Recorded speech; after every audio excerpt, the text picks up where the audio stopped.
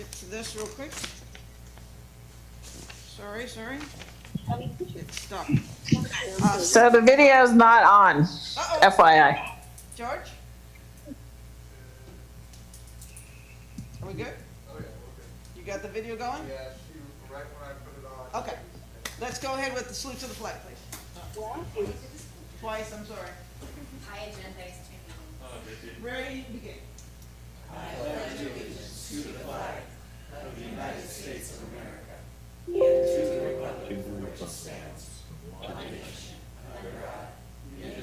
Indivisible, with liberty and justice for all. So members of council are participating either here or via Zoom. Everyone is able to watch this on the city's website, YouTube, and Spectrum Channel 2. Members of the public will be given opportunity to address the council during public participation, and the clerk will provide the additional details on that. Roll call, please. Councilmember Ariano, Here. Councilmember Larson, Here. Councilmember Nazrati, Yes. Councilmember Esquer, Yes. Mayor Bublak. Yes, we're all here. Declaration of conflicts of interest, roll call, please. Councilmember Ariano, None. Councilmember Larson, No. Councilmember Nazrati, None. Councilmember Esquer, None. Mayor Bublak. None. All right, we'll get to the closed session later this evening. Approval of agenda as posted or amended. So moved. Got a motion? Seconded. And a second. Clerk call the roll, please. Approving the agenda as posted, Councilmember Ariano, Yes. Councilmember Larson, Yes. Councilmember Nazrati, Yes. Councilmember Esquer, Yes. Mayor Bublak. Yes. And on to the best part, employee of the month. Is Erica Walker on? Is she listening? I want to make sure she's hearing this. Erica Walker is a staff service assistant, municipal service department. Erica Walker has been named the City of Turlock Employee of the Month for June 2020. Erica Walker was nominated for her positive attitude and willingness to help others. She is committed to providing great customer service and ensuring a positive outcome for the city and the customer. Erica is routinely praised for her customer service skills by city staff and customers. Her persistence and perseverance allow her to tackle big projects effortlessly. In this past year, Erica volunteered to assist with various customer service outreach events, including Take Pride in Turlock, the Turlock Police Department's open house, and recording videos on behalf of the Municipal Services Department for the Turlock Journal's Studio 209. She genuinely cares about each of her coworkers and takes the time to check on their well-being. Erica has been employed with the City of Turlock for 6 years. She started off as a part-time employee in Development Services in 2014, then applied for a full-time position in Municipal Services in 2015. Erica is a Bay Area native, growing up in the Richmond and graduating from Middle College High School in San Pablo in 1999.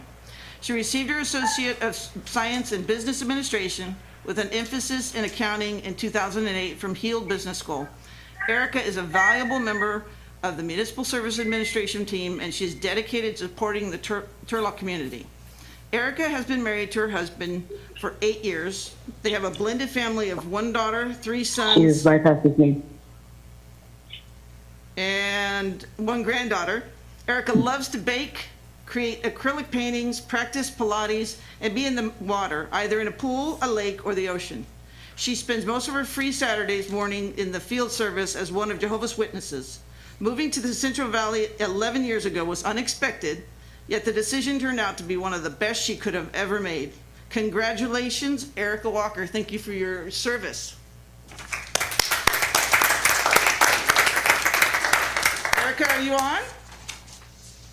I am. Good evening, Mayor and Council. It is such a privilege to be the Employee of the Month for June 2020. I appreciate the positive recognition of my peers. To be acknowledged for being who I am is simply an honor. Thank you so much. Great. Thank you for your efforts. We really appreciate that. All right. Now we have to get to the icky stuff, right? Oh, no, not yet. Public participation. That's fun. Let's do that. Public participation. Are there any people wishing to speak? Oh, come on. I didn't mean it that way. I meant the hard stuff, the money stuff. I know what you meant, Mayor. Clerk? Members of the public will be given an opportunity to address council on items that are within the subject matter jurisdiction of the city council and on any item on tonight's agenda. For items listed on the agenda, we ask that you please defer your comments until that item is heard by council. For those who are interested in addressing the council, please raise the hand feature on your screen or press *9 from your telephone keypad once the mayor opens public comment and before she closes public comment. Members of the public will be allotted 3 minutes for comments, and comments will be taken in the order of which they are received. When it is a member's turn to speak, they will hear an automated prompt indicating their line has been unmuted, and that is when their 3 minutes will begin. Lastly, we request members who choose to address the council to please state their first and last name in the event that any follow-up is needed. However, that's not mandatory. All right, are there any callers? Thank you, Mayor. I have a caller, the last name Bridegroom. Mr. Bridegroom? Hi. Hello? Do you hear me now? Yes, sir. Oh, great. Okay. Madam Mayor and council members, 2 weeks ago, the mayor called for a resolution to be placed on the agenda that expressed the council's full confidence and support for the Turlock Police Department and instructing the city manager to fully and properly fund this most important service the city provides its residents.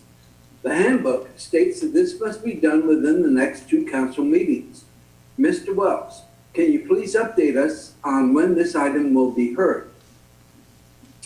Concerning the sales tax measure, and as the mayor has repeatedly pointed out, according to CalPERS, the city pension costs will increase by around $5 million by FY 24-25, meaning that even if the sales tax measure passes within just 4 years, we will be back at the same unacceptable service levels as we had last year.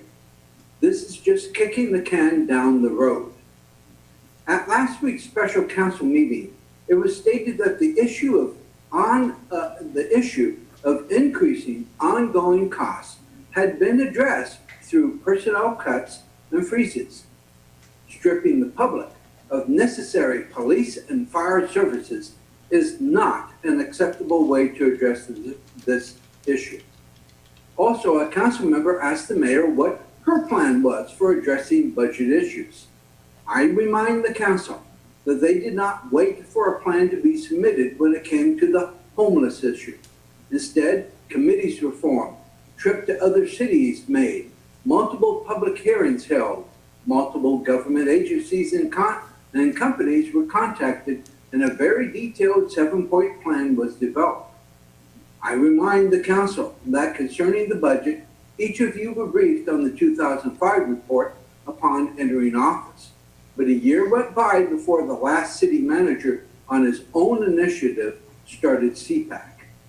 Input on how to reduce road repair costs by 50%, and how other cities have been able to get out from under CalPERS, among other suggestions by the public, have been ignored. I call upon the council to show the same desire and drive to address the budget problem as you did the homeless issue. I will end by noting that you have held the line on deficit spending, for which each of you deserve praise and thanks. Thank you. Thank you. We'll go ahead and answer questions at the end. Next caller? Thank you, Mayor. The next caller with the last name Cade. Speaker Cade? Hi, yes, my name is Riley Cade, and I'm calling to urge the Turlock City Council to vote on demilitarizing the Turlock Police Department. All military-style weapons should be banned from being used. There's no need for our police department to have a SWAT team, which is rarely used. Nearly $40,000 a year goes to funding a SWAT team that isn't necessary and, as I mentioned, is rarely used. I call on the City Council to instead reallocate these funds into community programs which can help better our community and our youth, and perhaps take a look at preventative measures for preventing crime before it happens. If you have been watching the news recently, which I'm sure we all have, across the nation, people are calling for the demilitarization of their police. If we truly want to make our community a better place, then we need to start looking at education rather than just arresting students in high school. Thank you. Thank you. Next caller?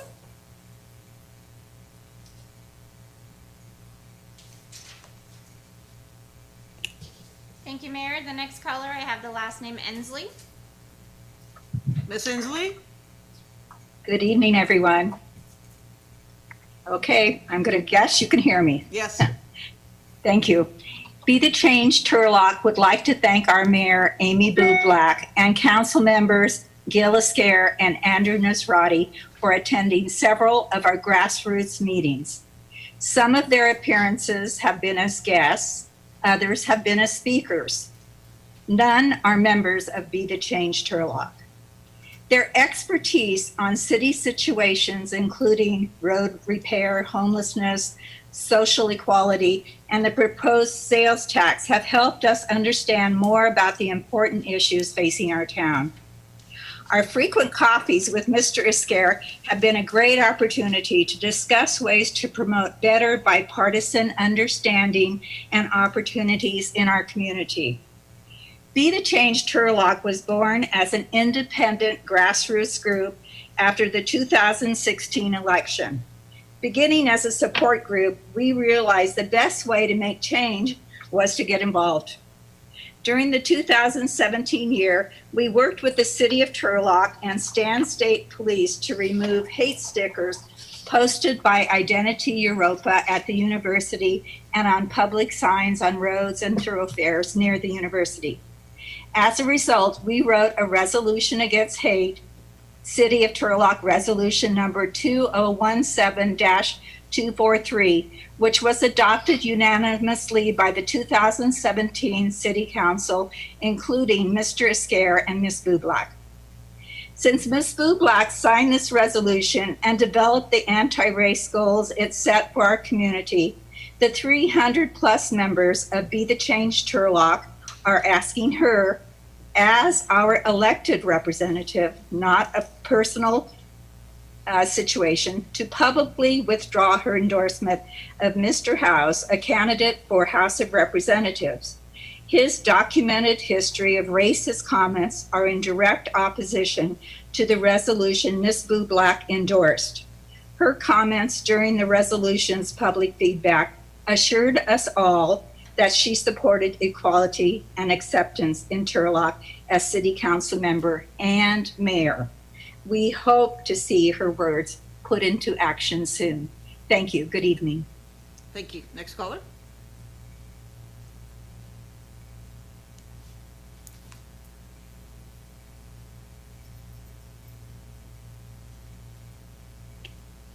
At this time, Mayor, there are no other members of the public that would like to address the council.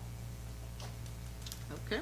Now, I'll close the public hearing, and now you have one. I do. I have to start it just to get you to say it. Go ahead. I have a caller, the last name Shannon. Caller Shannon. Hi, can you guys hear me? Yes, we can. Okay, I'm Amelia Shannon, and I'm calling to vote on to urge you guys to vote on demilitarizing the police department. Our military-style weapons should be banned from being used. We have no need for the SWAT team costing us, it says over 40,000. Across the country, people are calling for demilitarization of their police departments. Why should Turlock be any different? It is time we stop being complacent with the over-policing of our communities and of color and start investing in them. Miss Amy, I also have a question for you. Why do you still support Ted House? He is proven a racist. His bigotry is displayed through his social media posts. And when I asked you to address this racism, you simply blocked me. How are you going to be the mayor and fear addressing or supporting our Black and Hispanic community? Thank you. I will not speak to anything about election, about endorsements ever. I never blocked anyone. Next caller, please.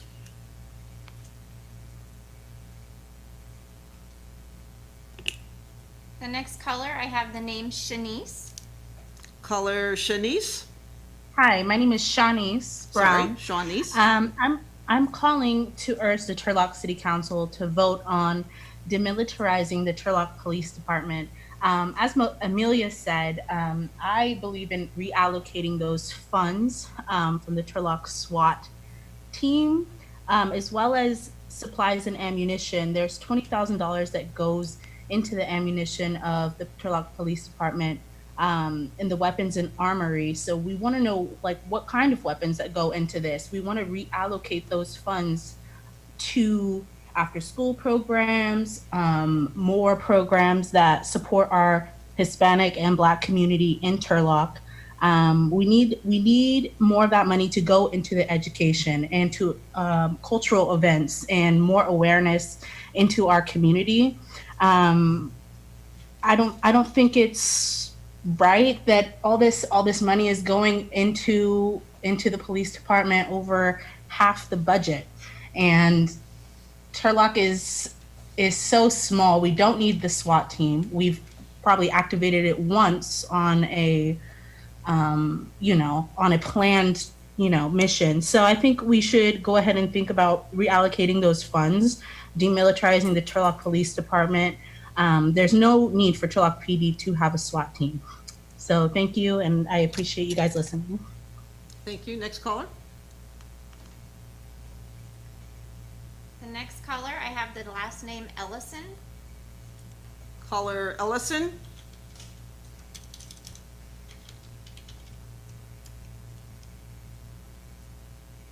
Caller Ellison. Hey there. Can you guys hear me? Go ahead. Hi, my name is Jamie Ellison. I am one of the co-founders of Turlock Black Lives Matter. I'm actually calling today because I wanted to talk about an event that we held in Turlock that not many people know about because of the Back to Badge rally. It was the Unity rally, and it was socially distanced, which the Back to Badge rally was not. Ted House was also at the Back to Badge rally, no mask. So were a lot of other people, no mask. And I just wanted to bring up an issue that happened at the Unity rally. There was a man in a silver Nissan pickup truck that came through, what is that street? That came through that like on the crossing. And he pointed finger guns at us and mimicked shooting us. And the worst part about it, I know him. He's in our community. I just want to tell you, Amy, that's not acceptable in our town. And for you to still endorse Ted House when these people are in our town, they're racist people. We can just call them what they are because they're racist. And it's not an umbrella term. If the shoe fits, you can wear it. I just wanted to bring that up to light because that's not something that should happen in Turlock. That's not what Turlock stands for. And if you think that's what Turlock stands for, you should probably find a new town.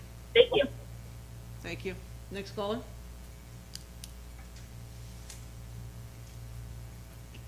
The next caller, I have the last name Casey. Caller Casey.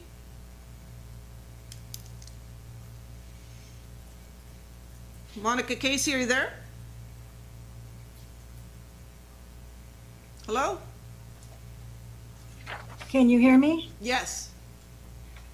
Good evening, everyone. My name is Monica Casey, and this is my reaction to last month's meeting. In 3 minutes, I will introduce myself, tell about some of my personal experiences, and ask questions related to our Turlock Police Department. First, I want to applaud all of you for your hard work for the people of Turlock. I attended the City Council meeting on June 23rd for over 2 hours until it was past my bedtime. Well done on your endurance. I wonder how long your meetings usually last. That experience prompted me to share my thoughts. I'm a 65-year-old grandma and recently retired teacher. I'm a graduate of Stan State, although we called it Turkey Tech back in the day. I have lived in Turlock since 1976 and have seen it grow and thrive. I have been quite disturbed by the many unnecessary killings of people of color by police across our country. I attended the Turlock's first annual Juneteenth celebration. I was careful to maintain social distancing and, of course, wore my mask, as did most of the people there. I listened to sincere speakers tell their experiences and feelings through prose, poetry, song, and dance. I met and conversed with several engaging people from groups such as Turlock Black Lives Matter, Las Dalias, and Be the Change. I learned about the hateful statements by Mr. Ted Howes, and am quite troubled by this. I strongly believe that he should not be in office. Overall, Juneteenth was a lovely family event with a strong message that all human beings are equal and should be treated equally. I would like to say bravo to Mr. Andrew Nasrati, whom I met there also, for his attendance at the Juneteenth celebration, and I enjoyed our conversation. In addition, I would like to say how much I appreciate Mr. Nino Amrifar for his balanced leadership of the Turlock Police. I was at the Turlock Black Lives Matter march and appreciated the police presence that carefully guided the peaceful marchers and saw that everything went smoothly. I was also at the rally that Miss Ellison was just referencing, and it was a scary time. I understand and appreciate that crime in Turlock has decreased over the last several years. My questions are, 1, when Turlock officers go out on calls, do they always wear video cameras and use them? 2, are Turlock officers provided comprehensive repeated training in de-escalating potentially violent situations? 3, is there a system in place to track any police officers who use unnecessary force and abuse their power? Thank you for your time. Thank you. There's usually chief's meetings, and you're welcome to reach out to him. The answer to most of those are yes, we do have training, and the only thing pending is this month sometime we will have them all wearing the cameras, body cameras. Next caller. The next caller, I have the name Las Dalias Org. Las Dalias Org. Hi, my name is Noemi Hernandez, and I was calling to defund the Turlock, or to demilitarize the Turlock Police. As the previous ladies have mentioned, there is $40,000 going into our Turlock SWAT team, which I honestly believe should not be funded that way. This money needs to be reallocated to creating community programs for Black and Brown students and people in our community. I don't see that support in our community. I would love to see that support. As everybody else has mentioned and has said to you, I would also like you to revoke your endorsement towards Ted Howes. I honestly do not think that is what represents Turlock. I personally do not want to be represented in our community by someone who endorses a racist. I also believe that keeping this endorsement is not in our best interest. I'm sorry. I also want to bring attention that 50%, according to our Turlock budget, that 50% of our funding is going to the police operations. I would like to know exactly what that is going to, and how we can reallocate some of that money to fund these Black and Brown community programs. And I would also like to know why our social workers have been defunded, because I have done research on that, and there has been money taken away from them. And I would also like some of that money to go into our education system. Education is power, and I believe that instead of funding the police for their military grade weapons, that we should be giving our students better books. Because I grew up in Turlock, California my whole life, and I know that I had really, really bad books, and I know that we always had to have secondhand things as well. So we would also like to have ourselves represented at our schools. I would like to see more Black and Brown teachers as well. And I would also like for police officers to be taken off of our campuses. Thank you. Thank you. Next caller.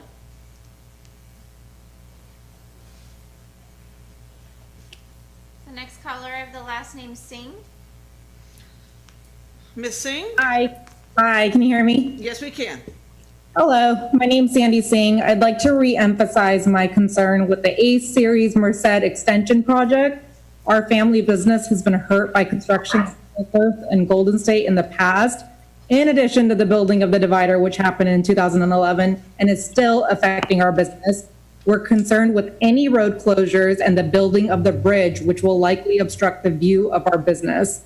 We want to have a meeting with city officials and the builders to come up with a mutually beneficial solution. Our family has been let down in the past, and this time our neighboring businesses will also be affected. And I hope the council will address our concerns appropriately. Thank you. Thank you. Next caller.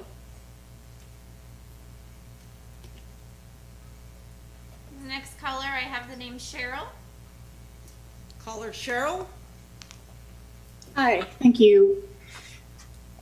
The biggest thing I wanted to call about is to say thank you for the surface water meeting. I really appreciate it. And I know it's been about a month ago, but it was very informative. And when the previous council voted yes to this program, I felt like there's a whole lot of things that are unanswered, and it kind of scared me.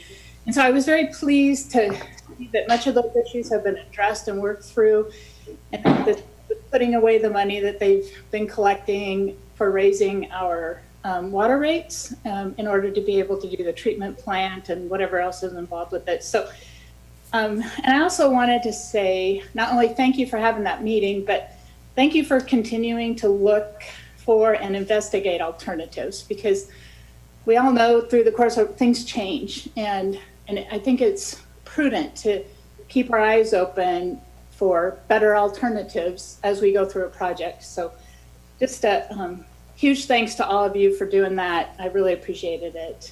And that's it. Thank you. Thank you. Next caller.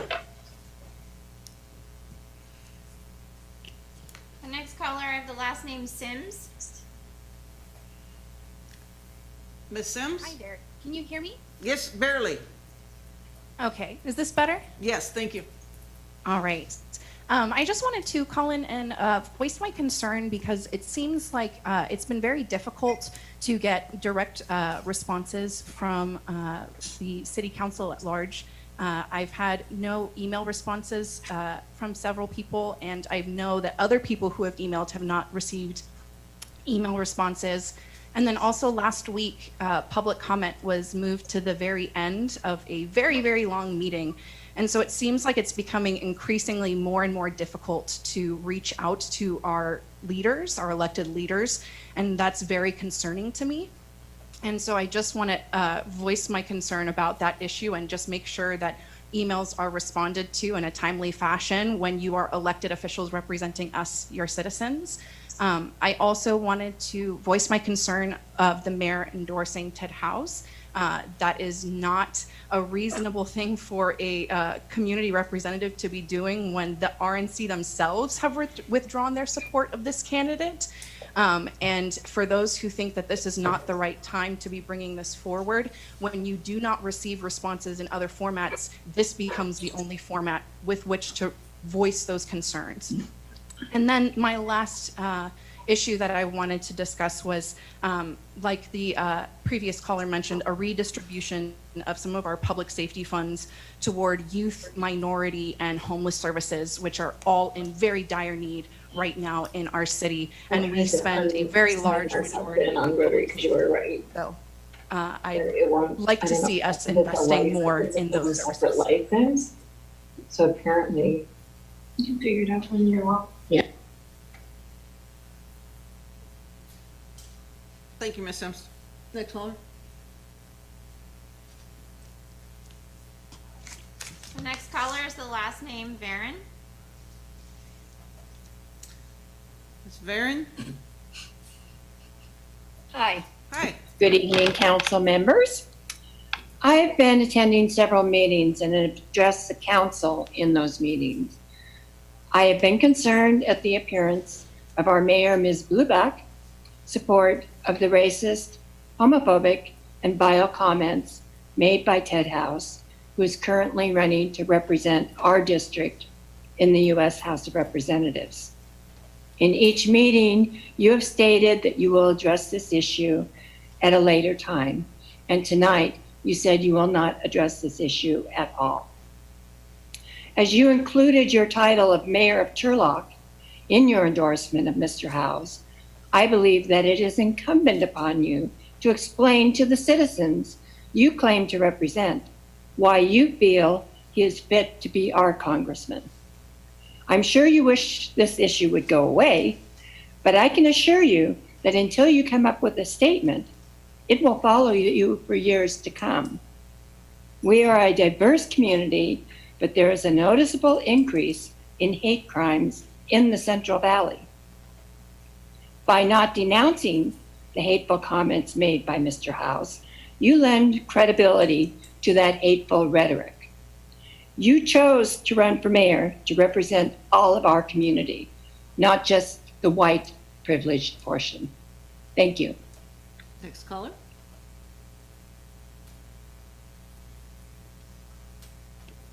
The next caller, I have the last name Kolnick.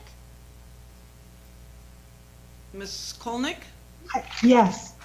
Mayor Bublak, please rescind your support for candidate Ted House. I don't want my mayor to support someone that spreads hate. Thank you. Next caller. The next caller, I have the last four digits of 9491. Caller 9491. Caller 9491. Hello? Hello? Hi. Hello? Go ahead. Hi. Elijah Coleman. I am the co-founder of the Turlock Black Lives Matter movement. I lived in Turlock my whole life. I grew up on the west side, High Street and Locust. I have myself single-handedly watched resources be taken away from the black and brown people in this community. Marty Yerby Center was closed down. Other rec centers were closed down. Limitations were made at Columbia Pools. A lot of the resources for people of color in this community have been stripped away. And at the same time, I've watched year after year, our SWAT team does get $40,000 every year. And that's part of our budget. And that SWAT team gets deployed when? I don't see it. I don't hear about it in the news. I don't see you guys talking about it. I don't hear about it on the Turlock police scanner. That SWAT team does not get used. That money does not need to be there. We need to be demilitarizing our police and stop wasting money on things that we know damn well we don't need it to be spent on. And Ms. Bublak, I have a few bones to pick with you, ma'am. You need to rescind your endorsement of Ted House. If homophobia, xenophobia, and transphobia is not the line, and you're up to the line you're willing to cross, you might as well be right up there with him and wear those titles yourself. That makes you no different than him. Being silent is being complicit, and you are just as bad as the oppressor at that point. You do not deserve to be the mayor of a town. You are supposed to represent all of us, and for me, as a black man, Ted House is not representative of me whatsoever. I'd also like to address a few ways that, during your campaign, I recall you being very against the surface water treatment plant. You had weird conspiracy theories saying it puts money in the pockets of certain people or whatever, and then you go and vote for it. And I think that just says a lot about your character. Both of those instances say a lot about your character and who you are as a leader. And just know that your guys' time is coming. Turlock is not a racist red town. It never will be a racist red town because we are here to change it. Thank you and have a great day. Thank you. Next caller. The next caller, I have the last name Jakay. Caller Jakay. Emma, are you there? Yes. Okay, we barely hear you. Hi, my name is Emma Jackway, and I'm calling to urge the Turlock City Council to vote on demilitarizing the Turlock Police Department. All military-style weapons should be banned from being used. There is no need for Turlock PD to have a SWAT team. Nearly $40,000 a year goes to funding a SWAT team that is unnecessarily and rarely used, and those funds could be used to support other projects and stuff that could benefit our community in a better way. And across the country, people are calling for the demilitarization of our police departments, and it should be no different in Turlock. We have seen how the militarization of police has disproportionately affected communities of color and has provided no detectable benefits in terms of officer safety or crime reduction. I call on the City Council to relocate the money from the Turlock SWAT team to fund educational and community programs for our Black and Brown students. It is time we stop being complacent with over-policing of our communities of color. It is time we start investing in them. Thank you. Thank you. Next caller.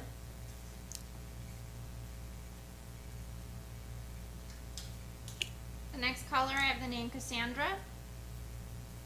Caller Cassandra? Hello?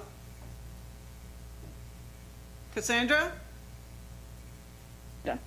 Hi, everybody. My name is Cassandra, and I am also calling to urge the Turlock City Council to vote on demilitarizing the Turlock Police Department. All military-style weapons should be banned from being used. There is no need for the Turlock Police Department to have a SWAT team, and nearly, like everyone else said, $40,000 a year goes to funding a SWAT team that is unnecessarily and rarely used. Across the country, people are calling for demilitarization of their police department, and it should be no different in Turlock. And of course, I would also like to question the mayor's support for supporting racist Ted House, like everyone said. And if you could please emphasize why you support him. Thank you and have a good day. Next caller. The next caller, I have the name Debbie. Debbie? Hi. Hello? Hello. Yes, go ahead. Hi. Like many that have called in tonight, my name is Debbie Coftenow. I think some would like to have that last name attached. I sit here and I listen, and this has been an ongoing, orchestrated call-in event by many people working behind the scenes. I find it very disheartening because this is not our community. Our community is a good place, and we have different opinions, and we're not always going to agree, and that's okay. And it's okay that someone wants to support one candidate over another candidate. I've said this before, it's the third time I've called in to say this, but in November, we will go to the polls and we will make that decision. In the meantime, I'm going to ask everyone that's sitting on the dais tonight, and I mean this from my heart, I really do, because I love this community. I've lived here since the 70s, so a lot longer than many others that have been in this community calling in. And it's time that we stop this divisiveness. And you that are sitting on the dais are responsible for this. And I'm sorry, I'm getting a little emotional. I just really, really love our community. And I think it's time for us to come together and stop saying defund our police. We need our police. We need our city council to be unified. So think about what you're saying when you're calling in, and think about what you're doing behind the scenes when you're sitting on the dais. Thank you very much. I know it's a hard position that all of you are in. Have a good evening. Thank you. Next caller. Thank you, Mayor. The next caller, I have the last name Camara. Caller Camara. All right, can you hear me? Yes. All right, cool. Michael Camara here, calling concerned resident. I have listened in to the last few calls. I guess my question would be directed more to City Manager Toby Wells. A couple weeks ago, I read a resolution that was proposed by members of the community to fully back and demonstrate full faith and confidence in our local police department. I believe that that resolution has been proposed or agendized by a member of either city council or mayor. So I was curious if Mr. Wells could answer when that resolution will be agendized and will be addressed by the city council. In regards to the various comments that have been made by very young people today calling in to defund and demilitarize the police, what does exactly demilitarize mean? And also, is it common for a city that is growing of 80,000 plus people to not have a SWAT team? So I think they're looking at national trends And they're being very selective, because if they looked at San Diego and they looked at San Jose and they looked at Visalia, all of those cities have either buttressed, what's the word I'm looking for?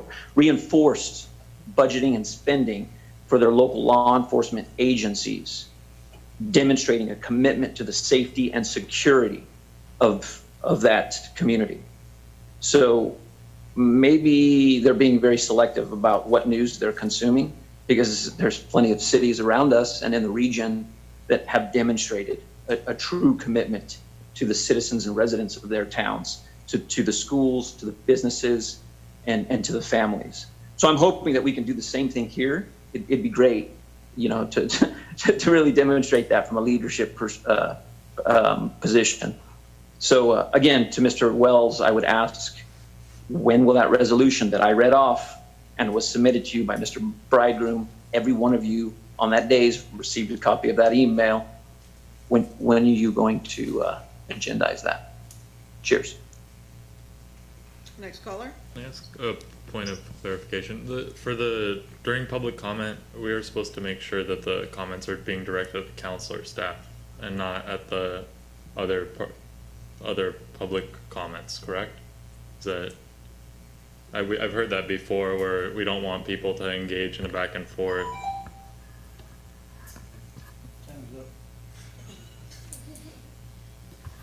That's my understanding of the quorum that the council has established under the handbook. That is regular, active quorum. The city attorney could weigh in if necessary, but that is what we typically would encourage that. But obviously in the COVID world, this makes it a little more difficult, but that would be an accurate statement. Next caller.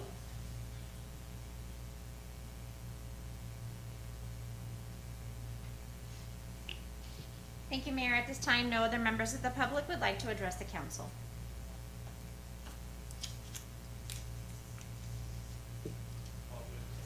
All right, we will close the public hearing and public participation and bring it back around.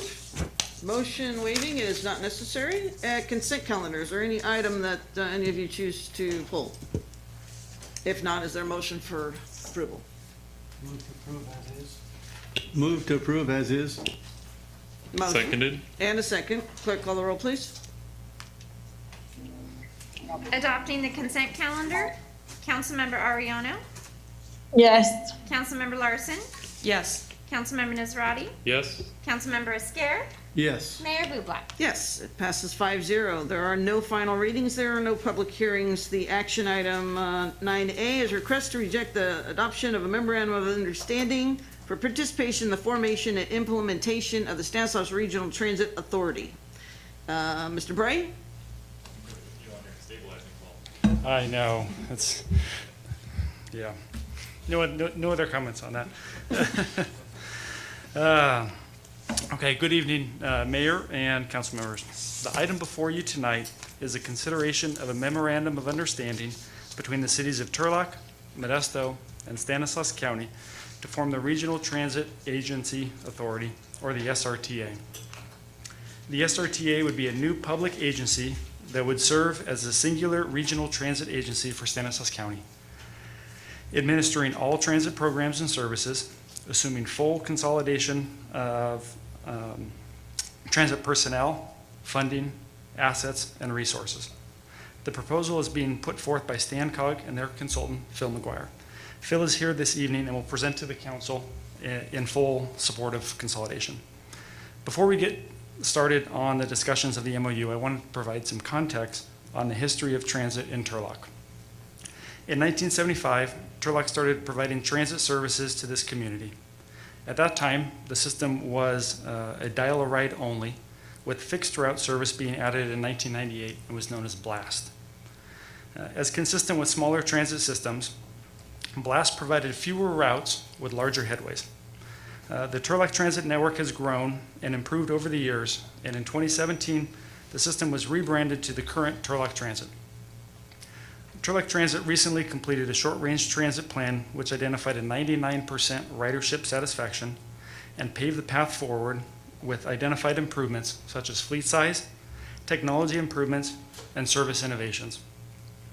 Turlock Transit has improved its ridership numbers and maintained satisfaction over the previous 3 years, where many transit agencies nationwide have seen decreases. These positive trends are a direct result of the city's desire to deliver the best services possible and the council's support and commitment to improve our fleet and adopt a forward-thinking short-range transit plan just 5 months ago. With that out of the way, on the MOU. The city has been presented with an MOU for consideration from StanCog. This MOU is an agreement to form a joint powers agency, or JPA, to consolidate and administer the transit operations in Stanislaus County as one entity. The MOU identifies that full consolidation is the goal, as opposed to exploring the continuum of recommendations as stated in the Transit Efficiency and Innovation Studies conducted by Phil McGuire. The MOU states that an advisory committee will be created to oversee the goals and transition planning to facilitate the consolidation.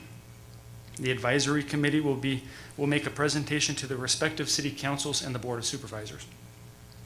The advisory committee will be comprised of 2 elected members from each agency and will be subject to the Brown Act. A working group will also be established that consists of the transit managers of each transit agency and the transit analysts from StanCog. The duties of the working group will facilitate the day-to-day process of the transition plan. The guiding principles and work plan identified in the MOU only address full consolidation. Throughout the MOU, reference is made that full consolidation is the intended outcome. As a matter of fact, the MOU contains the language that the agencies agree to fully cooperate in consistent pursuit of full consolidation. The MOU does not give any regard to any other outcomes, regardless of the benefits they could have. Staff has worked in good faith with StanCog and Phil McGuire from early on when the Transit Efficiency and Innovation Studies started up through the consolidation discussions. While staff has been cautious about the predetermined outcome, constructive feedback and questions have been raised and submitted. Staff does not always receive answers to questions and comments. However, that has not limited staff's willingness to participate. Approval of the MOU this evening would be a commitment to participate in the formation of a new entity and to fully consolidate all transit services in the county. For Turlock, this would be the transfer of resources including transit staff, the newly constructed Roger K. Fall Transit Center, the bus maintenance facility at the Corporation Yard, the new bus fleet, and all transit-related commodities. Before the JPA is finalized, a meet and confer process would need to occur with the employee unions, as this action would mean a loss of employee positions. The city would lose control over the deployment of transit assets, as well as the direct and indirect community benefits. Turlock Transit would halt moving forward with planned large capital projects until either the JPA is finalized, at which time the JPA would identify the new path forward, or the city voted to terminate the MOU. Staff has a concern that the positive momentum generated over the past 3 years would be lost. Denial of the MOU would mean that consolidation and forming of the new entity could still continue, just without Turlock. The city of Modesto and Stanislaus County could still move forward with any level of consolidation. The Transit Efficiencies and Innovation Study identified this as one of the recommendations. The city of Turlock would still continue to run Turlock Transit, and staff would still continue to make operational efficiencies within the system, as well as continue to coordinate with our local transit partners in regional transit planning. The staff recommends denial of the MOU for the following reasons. First, the loss of control and autonomy.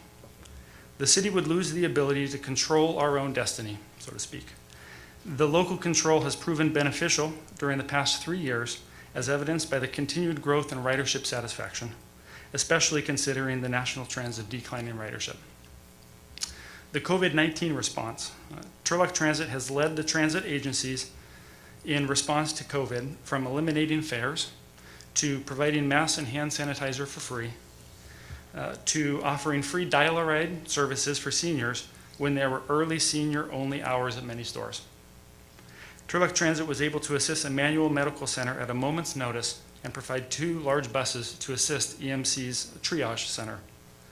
The call was made to City of Turlock staff late one Saturday evening, and I think Gary was the one that received the call, so he could attest how late that was. But within hours, buses arrived on scene. Turlock Transit also loaned a shuttle van to EMC to assist with the COVID response as it related to testing. Without local control of transit, there is no guarantee that these would have occurred. City staff has worked with local partners such as the Fairgrounds and California State University Stanislaus to explore and deploy new community transportation services to meet the unique needs of this community. Second is the predetermined outcome. The MOU clearly identifies a predetermined outcome without any sort of study to identify the potential costs, benefits, and losses. Your staff bases its recommendation on facts and evidence. There has not been anything studied or shown that supports how the full consolidation will be a benefit for the Turlock community, nor whether any purported benefits could be achieved in a more cost-effective manner administratively, particularly since cooperation between transit operators has not been better than they are now. The Transit Efficiency and Innovation Study did not solely recommend full consolidation. The Transit Efficiency and Innovation Study identified a continuum of recommendations ranging from better coordination between partners to partial consolidation to full consolidation. One of these recommendations was indeed the consolidation of the Modesto and county systems, while leaving Turlock to run its own local system. Staff has concerns with the accelerated schedule. The process took on an accelerated schedule which made discovery, analysis, and evaluation virtually impossible. Due to the expedited schedule, there has been limited opportunities for the public to weigh in on the proposed concept.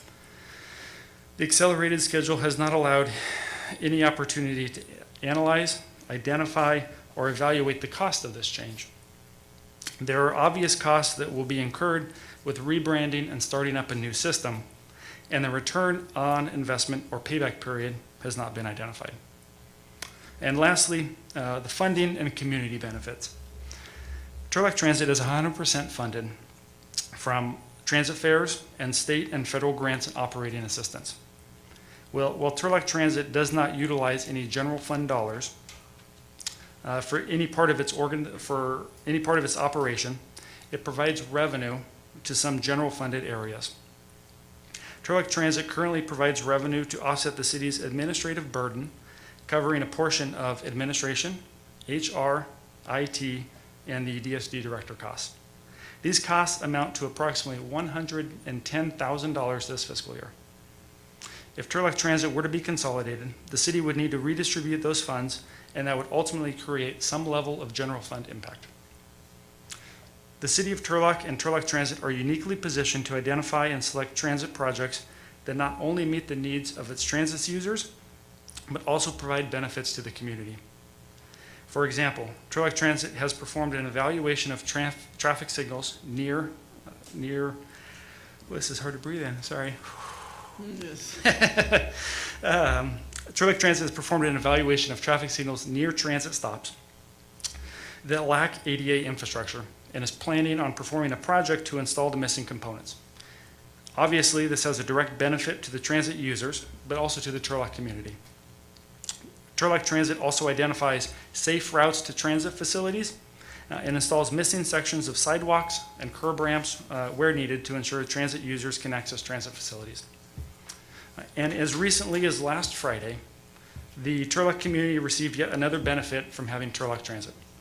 Turlock Transit was contacted by another government agency that had a surplus of hand sanitizer, and they were looking to donate it.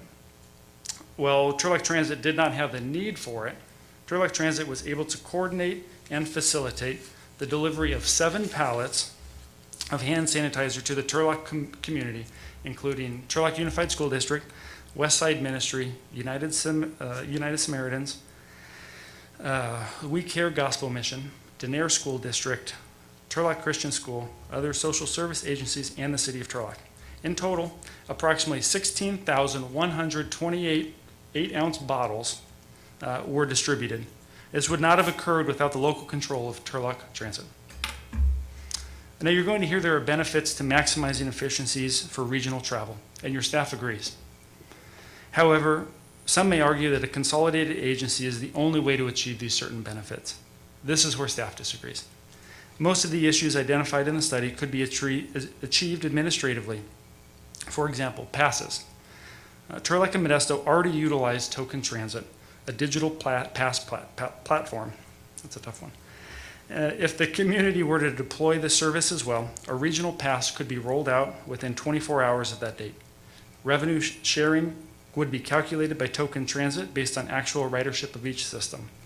Each provider also utilizes the same farebox technology, so implementing a joint paper pass is an easy process. Routes and schedules. Better aligning routes and schedules can be achieved through the coordination between agencies and would likely best be achieved following the completion of a regional transit plan. As stated before, the coordination between the transit operators have never been better than they are right now. Staff feels confident that many of the benefits that would come with a consolidated system can still be achieved through coordination. Ultimately, the fate of transit in the city of Turlock remains with the will of the council. Do you, as council members, want to retain full control over transit operations, funding, and resources, while staff continues to work collaboratively with regional partners to meet transportation goals? Or do you want to hand over that control of transit services and resources to a new JPA? I hope that answered any outstanding questions that you had coming into this meeting, but if it didn't, and you have other further questions, I'd be happy to answer them. I have my transit manager, Wayne York, on the line for the technical questions that I can't answer, but if not, I have Phil McGuire here, and I'll turn the presentation over to him. Questions for Mr. Bray? Sure. Of How course. about the next up? What's that? I'm sorry? We're ready for the next part of the presentation, I guess. Sounds good. So, Mr. Phil McGuire.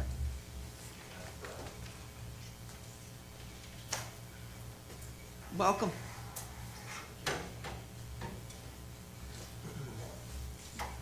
There's supposed to be a slide presentation somewhere. Oh. How do I do this? Okay. And if you don't mind, so I don't run into the problem Nathan has, if I could dispense with this just for the presentation, is that okay? Pardon me? It's up to the governor. Okay, I'll bring it up with him tomorrow. Thank you. Mayor, members of the council, I appreciate the chance to be here tonight and talk about this item. This is a complicated item. There are obviously lots of technical issues being bounced around and so on. And I thought I would begin with a little bit of background just to sort of set the stage for what else I'll have to say tonight. First of all, a little bit about my background and why I was chosen to lead this process. I've been in the transit management business my whole career, starting actually with a graduate degree in the subject from the University of Iowa before I came to California, but then working for SACOG in Sacramento Regional Transit for a number of years, founding actually 4 different nonprofit corporations, all in the transportation business, and ultimately working for 3 of the biggest national firms in transit contracting in executive positions. And then along the way, I did a lot of consulting work, and so that's the point that I want to emphasize here. Back several years ago, I was involved in a JPA formation in the Eastern Sierra that involved 2 counties and 2 cities. And my role in that process was very much like it is so far with this one, where I was brought on to facilitate the process, guide discussions, deal with technical issues, and so on. Ultimately, of course, that JPA was formed. The board of that JPA then offered me the opportunity to run that agency for its first year, which I did. And my last act as CEO of that JPA was to guide the selection process for a permanent general manager. And that was successful. The person who took that position retired about a year or so ago after being there more than 10 years. Shortly after that effort, I was involved in the formation of the JPA in Solano County. And again, a city and a county came together to form a JPA, which is in operation today. I had a similar role there too, much like this one. And similar to the Eastern Sierra experience, I was offered the opportunity to run that agency as well. In that case, I declined because I did have another opportunity in Southern California of a similar nature, and so I moved on from that one. And then most recently, I was involved in the JPA formation in Calaveras County. That just happened in 2018, and again, involved the county and the city of Angels Camp. Again, much like this, my role was to facilitate the process. And after that JPA was formed, I stayed on to assist the JPA with various technical aspects, including a major procurement for a new vendor contract. So just, again, sets the stage. I've done this before. That was why I think I was chosen to lead this process. And so my role in this has been to share that experience and the work with other jurisdictions and bring this process along. A little bit of additional background then about the events that led up to this proposal to adopt the MOU tonight. There's been discussion here, and there's discussion in the staff report about the study that was provided to StanCog last October, the Efficiency and Innovation Study. That was a more than year-long process, not just done by me. There was a big team of consultants, including one of the biggest national consulting firms, collaborate on that project. And we looked at a whole range, a continuum, as was said, of options for improving transit service in Stanislaus County. And the idea of that continuum was to do as much as possible, go as far as anyone locally was willing to go to improve service. And that, I might move this, the highest end of that continuum was full consolidation. And in the process of developing that study, it really became clear to the consulting team that the greatest achievements for transit improvement in this county would result from full consolidation. StanCog accepted that study last October. They took other steps following that, a key one actually in February 2020, to endorse the consolidation recommendation of a committee, the Transit Implementation Working Group, on which Councilman Esquer sits, to pursue full consolidation as part of this process. And my point in saying that is that between the efforts of the study itself and various discussions, meetings, groups involved in this since, there's been momentum gained in favor of the consolidation process. And one other opportunity prior to all of that, the city of Modesto back in 2018 adopted a short-range transit plan, like the one you adopted only a few months ago. And in that plan, one of the things they adopted as a visionary provision was the formation of a countywide regional transit agency. June of 2018. Let me talk then about this idea of an accelerated time frame. Why is this happening right now? The city of Modesto has been going through a procurement process for the selection of a paratransit vendor for the last year, roughly. And that's proven to be a difficult process. It was supposed to have been concluded by June 30 this year. For a variety of reasons, it wasn't, and they've continued the current contract through this coming September 30. In dialogue with the city of Modesto about that situation and the pending pursuit of establishment of the new transit agency, it was suggested that the city consider extending that existing vendor contract beyond September 30 all the way to June 30, and instead leave that as an opportunity for the new Joint Powers Authority to centralize management of the paratransit operation in the county as its first new opportunity. The City Council in Modesto hasn't formally acted upon that yet, but I believe that is intended for early August. Let me talk then a little bit about some of the provisions of the MOU. Again, I think you've all seen the copy, you've had a chance to review it. There are really three key elements to the MOU, and really important to understand these tonight and how they affect a decision tonight. First of all is the provision in the MOU for the creation of an advisory committee. The advisory committee would be the body that would negotiate and craft the JPA agreement. It doesn't adopt a JPA agreement. You do that, just like you would adopt the MOU tonight. But this body, they created the advisory committee, would negotiate that process, and most importantly in that, develop a governing structure for the new JPA. And I will say, by the way, and important to understand, participation in that working group by provisions of the MOU would be equal among the jurisdictions. I know there may be issues about the size of the participants here, and Turlock may be the smallest of the three participants, but the intent here is that everybody have an equal part in the deliberation of that JPA agreement. And that's why it's presented the way it is in this MOU. The next key provision in the MOU itself is the establishment of the staff working group. A staff working group is intended to come together, bring the technicians who would be involved in all of the details, many, many, many details in establishing the workings of the authority.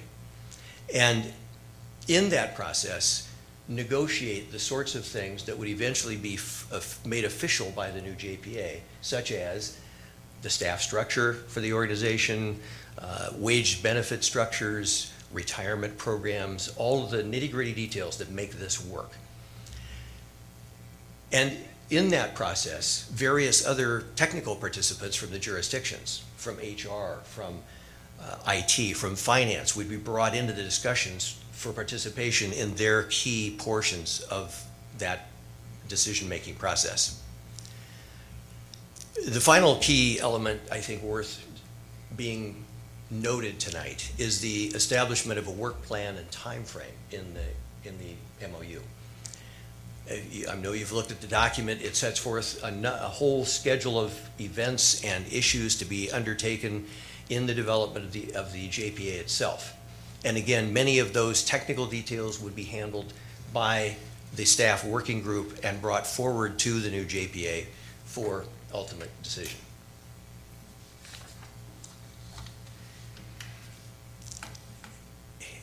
I'm not going to try to respond to every provision in the staff report tonight.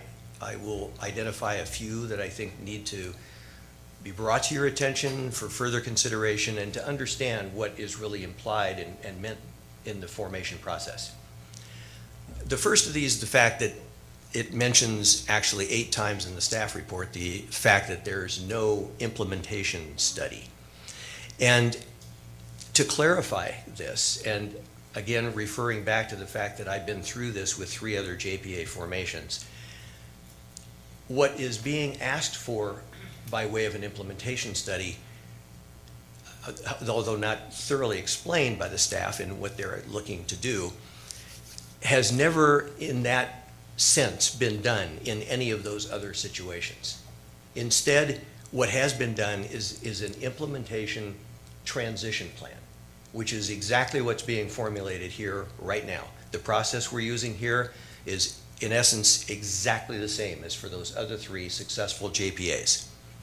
And the idea with that is that this transition plan includes those nitty-gritty details like staffing, like retirement plans, like asset transfers. What happens with federal facilities? I'll talk more about that shortly. It's those kinds of things that would happen as part of an implementation plan. And so, again, to try to stop the process and undertake an implementation plan, I think would not really contribute to a positive decision and really in any way help facilitate that decision. Again, comments about the sequence of events that have led up to there. There was a comment in the staff report regarding the fact that there was apparently no due process here. I would differ with that in the fact that there actually have been a sequence of events. Some of those I've mentioned, there have been others by way of committee meetings and StanCog presentations and so on. Certainly many meetings with staff, including your staff, about this process. So it's been an open process. You've been represented at the staff, or at the implementation working group. You're obviously represented at StanCog. And in those contexts, these issues have been discussed. And it has been an open process. I've already talked a little bit about the expedited implementation reasons.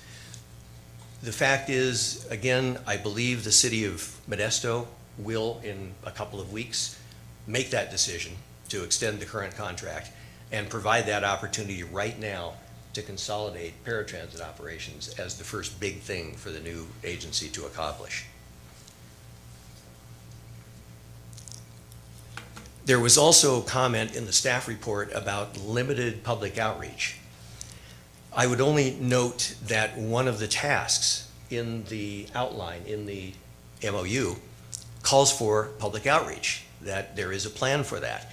And in fact, the county, and by the way, you probably have all heard, the county adopted the MOU today at the Board of Supervisors meeting. In fact, it was a consent item, so it was unanimously adopted. And the county has already preliminarily offered assistance and even mentioned the possibility of contributing financially to the selection of a consultant to facilitate the public outreach process. So there will be a public outreach process no matter what. Financial impact on the city. The staff report talks about, and Nathan talked briefly about, elements of financial impact on the city. And there were really three cited, and those three are important and worth talking about. One of those would be the transfer of TDA funds. And that would be assumed. That is what would happen if the agency is formed. The TDA funds that now support transit for the city of Turlock would go to the authority. Of course, all the transit system would go to the authority too. So that's the way it gets paid for. In addition, there was mention of the overhead contribution that comes to the city of Turlock now from transit-related funds to cover things like finance, HR, IT, and other support functions. I think the staff report mentioned $70,000. As mentioned tonight, it was 110. So anyway, there's an amount that the city claims in transit funds to support general overhead activities. Typically in one of these situations, yes, those funds do go to the new authority because the new authority has to support those same functions itself. And so that becomes the source of funds for that. In the city of Turlock case, I know finances are difficult here. The number is not very large for the city of Turlock.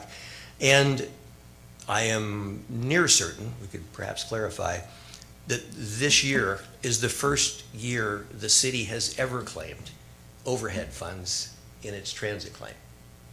So it isn't like this has been something that's been a part of the city budget for a very long period of time. The other jurisdictions, the county and the city of Modesto, that has been the case. But Turlock is only recently claiming funds, and I'm pretty sure first time this year.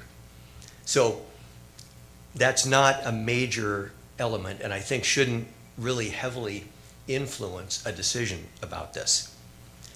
And then finally, I will talk quickly about federal grants. That's the third component of financing. The federal grant situation is this. Turlock gets federal grants, Modesto gets federal grants, the county gets federal grants through the city of Modesto. It's an interesting arrangement there. But the point is there are a variety of federal grants. What happens to those grants with an agency formation? The fact is many of the grants would in effect be intended, and I won't go so far as to say automatically, but I'll say intended, go to the new Joint Powers Authority, especially grants that have anything to do with operating expense. Those are going to follow the operation and help support it financially, just like they do now. That's what happens with all the jurisdictions now. There are typically other grants, and I believe this would apply here in Turlock, although I haven't been given the grant list as the other jurisdictions have provided yet. But be that as it may, there probably are grants here at the City of Turlock, federal grants, that apply to ongoing projects. In fact, I think Nathan sort of referenced this in his comments minutes ago. And this would be a situation where those grants may not actually be transferred to the new authority.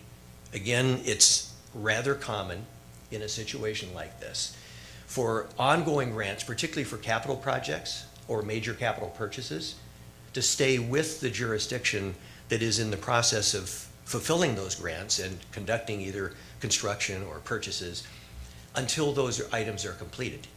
And at that point, if there's any asset transfer to happen, it happens then. And there's good reason for that. Typically, again, especially in facility construction, a jurisdiction like the City of Turlock has management already in place for that. There's engineering associated with that. There are things happening that are already in place, legal agreements that really should continue uninterrupted by the current jurisdiction. And once a project's finished, then you consider what to do about potential transfer of those assets. So that's to be sorted out. But importantly,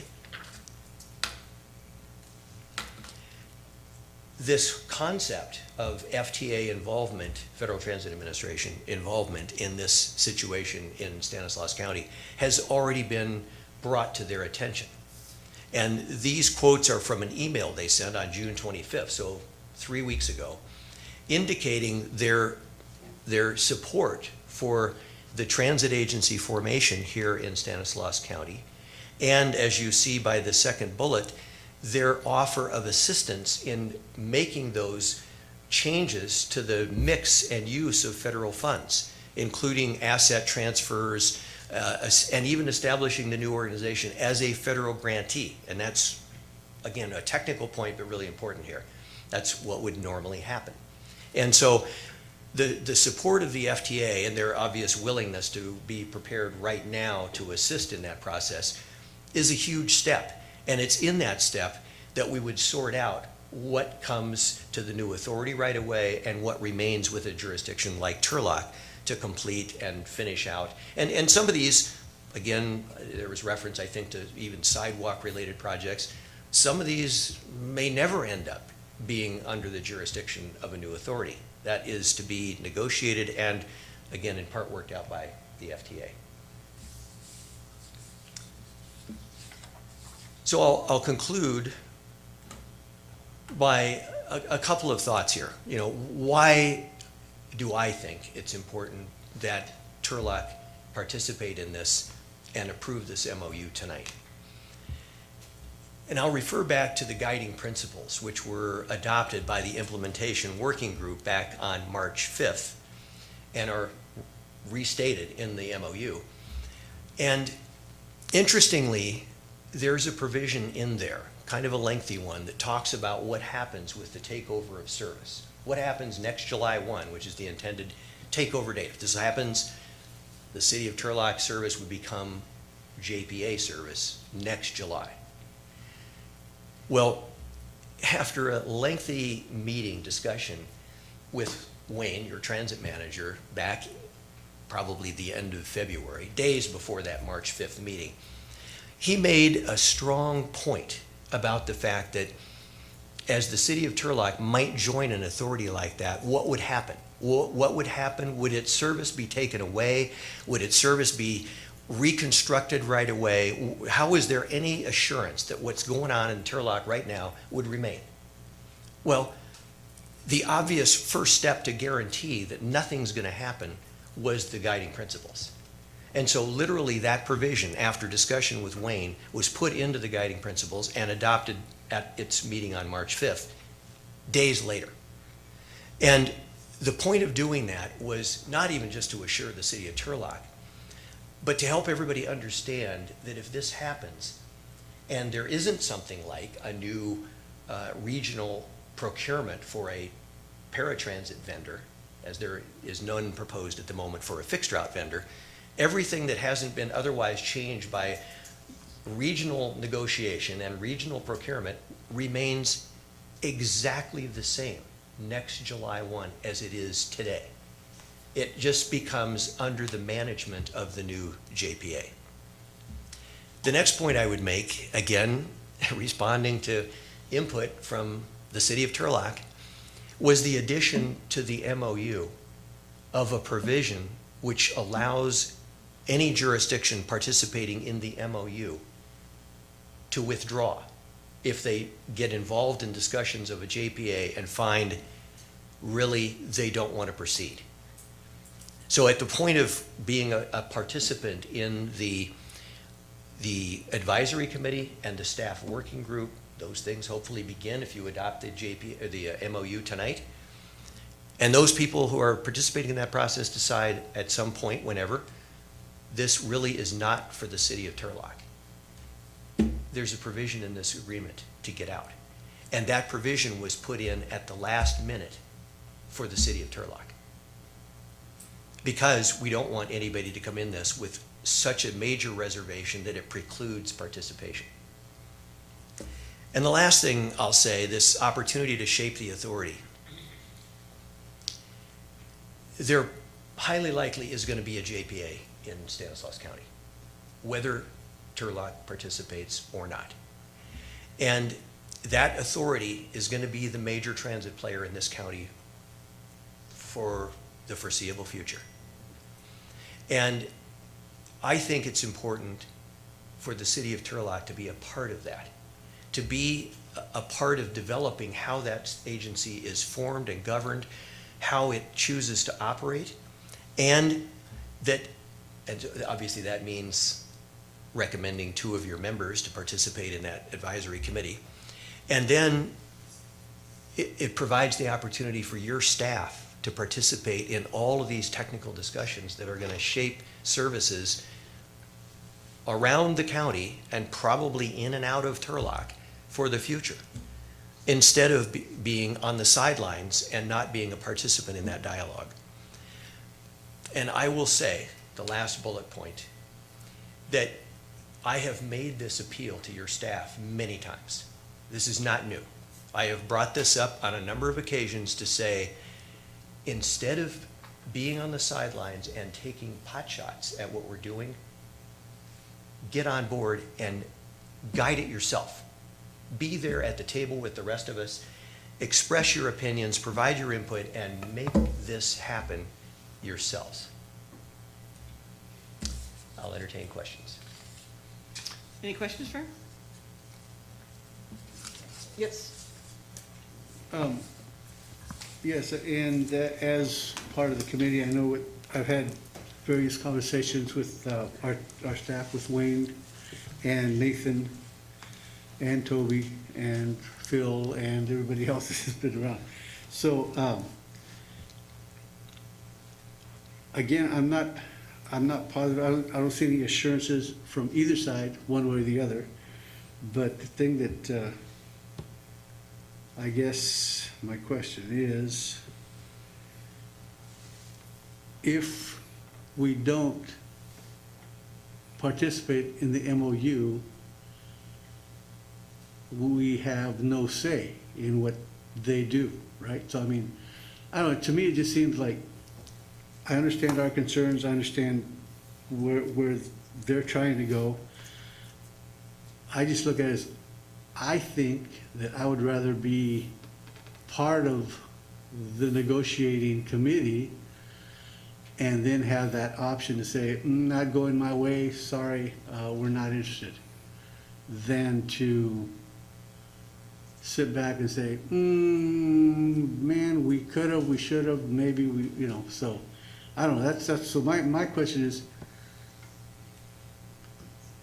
just Wayne or Nathan, don't you think that it would be better to participate for now and see where it takes us than to be on the sidelines? Because I mean, these last 2 bullet points, I know because I saw them happen. Let me add kinda one. got me more Let me add something real quick. interested. I want to address Phil's comment about staff's approach to this. One of the things that's very key is until a meeting on June 26th, I believe it was, or June 19th, with 2 council members, was the first time that was addressed that there was going to be an out clause. So up until that change in the MOU, if you signed onto the MOU, you were committing to the JPA. So I just think it's disingenuous, Phil, for you to tell staff that has been objecting to this all along because we didn't have an out clause. So from a staff perspective, we were not supportive of this until really that late change to say that, okay, now there is an out clause. So that's significant in this portrayal of how we got to this point. So I just wanted to make sure that's clear. We've had questions all along. We've asked those questions and we're not getting satisfactory answer. And that's not pot shots, and if that's the way you feel, I get it. But in order for staff to bring to council a recommendation to move forward, we have to be confident and comfortable that we're making a recommendation that's in the best interest of the citizens that we serve. And to this day and time, we still don't feel like we have that information. So I agree with you that we would like to be at the table. However, this is a policy decision that the council needs to provide clear direction on. If you're not interested at all, and that it's better for us to provide this service to our citizens, we don't need to waste any more time being at the table. So that's why we're asking this at this point in time, for you as a council to give us that policy direction before we go expend more staff resources participating in something if the council's not interested in continuing the conversation. So that's the sequence of events of why you're being asked here versus, Right. the process of And the I outcomes. understand that as well, and I know we need to talk about it. I'm just saying, that was my, because you're right. The escape clause was not in there till after that meeting that the 4 of us had. But I think it showed a little bit of good faith there that they were willing to do that for us. So that's what I'm looking at. I appreciate that comment, and that's exactly the tone in which that was done. And in fact, again, I've been through this before with very similar procedures. There's never been a clause like that in any of this MOUs for other agency formations. They were straightforward and didn't have that opportunity. This one was done to do that so that if there were concerns, particularly at the city of Turlock, you have a way to get out. So in June of 2019, you said Modesto had made plans to, in their short-range transit plan, to go this model? June 2018. 2018. So 2 years ago, Modesto made plans, and then now the county and Modesto are working together. It's just, I know you're an outside consultant, you're correct. I think like one of the things that you're not privy to is some of the history that comes with being in Turlock and kind of falling second in line to services and making sure that our citizens are adequately cared for. So I think that you should be mindful of that when you're speaking to our staff, that they are very intent on assuring that the residents are not going to be losing services, because consolidating of services when there is a county that historically does not always equitably distribute the services, we're very timid, and maybe sometimes making a suggestion of not being a part of something is the only way you can get an out clause. And it coming only 2 weeks ahead of this deadline with a very near term requirement of us to join is kind of like, you got a bullet to your head, or are you going to join us? So it's just it's a difficult situation, and I would ask that you recognize that dynamic that we're all very considerate of. I appreciate that. Can I make a comment? Sure. So, I mean, I kind of found this whole presentation very condescending. And I don't like going into business deals with that type of attitude. I've been involved in the creation of STANCOG and in the Air Pollution Control District. And you always lose a certain amount of power with JPAs. It doesn't matter which way you go. So for us to be involved in something that seem rather quickly to come to the table and then not to air out our grievances in public or dirty laundry, but it doesn't sound like we've reached a consensus with much. So I don't think I would feel comfortable as a business person moving forward in a manner to which there's still a lot of unanswered questions. So I don't think we should move forward with anything. I don't think that we should not be maybe at the table and maybe we give it a year and see where it goes. But I'm not willing to throw the baby out with the bathwater yet.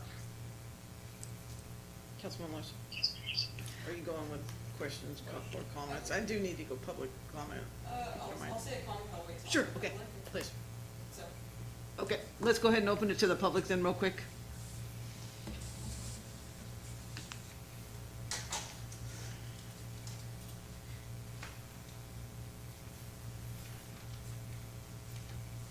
I have a caller with the last four digits, 1630. Caller 1630. Good evening. This is Mary Jackson. I really don't want to make this a habit of calling in and discussing things, but it is frustrating that when we're in a budget recession or deficit, we continue doing things that we tried back in 2009, 2010 that were not successful, that we spent hours of city staff and time going over, and it went nowhere. And in my assessment, it was a waste of time. I really appreciate, I don't know, I didn't get our outside consultant. For some reason, I could not, I'm sorry, his first and last name, so I'm sorry I don't have that. I was trying to read the backup, and it wasn't coming up, and so I just wanted to listen. I want to talk to you very quickly. When I was elected in 2008, I was asked to take Ted House's spot on StanCog. I served for 4 years. It was an education. Sadly, we have lost our institutional knowledge in the last 4, 5, 6 years. Obviously, Roy Wasden has retired, but Mike Pitcock was just a wealth of information, as well as Michael Cook, about this.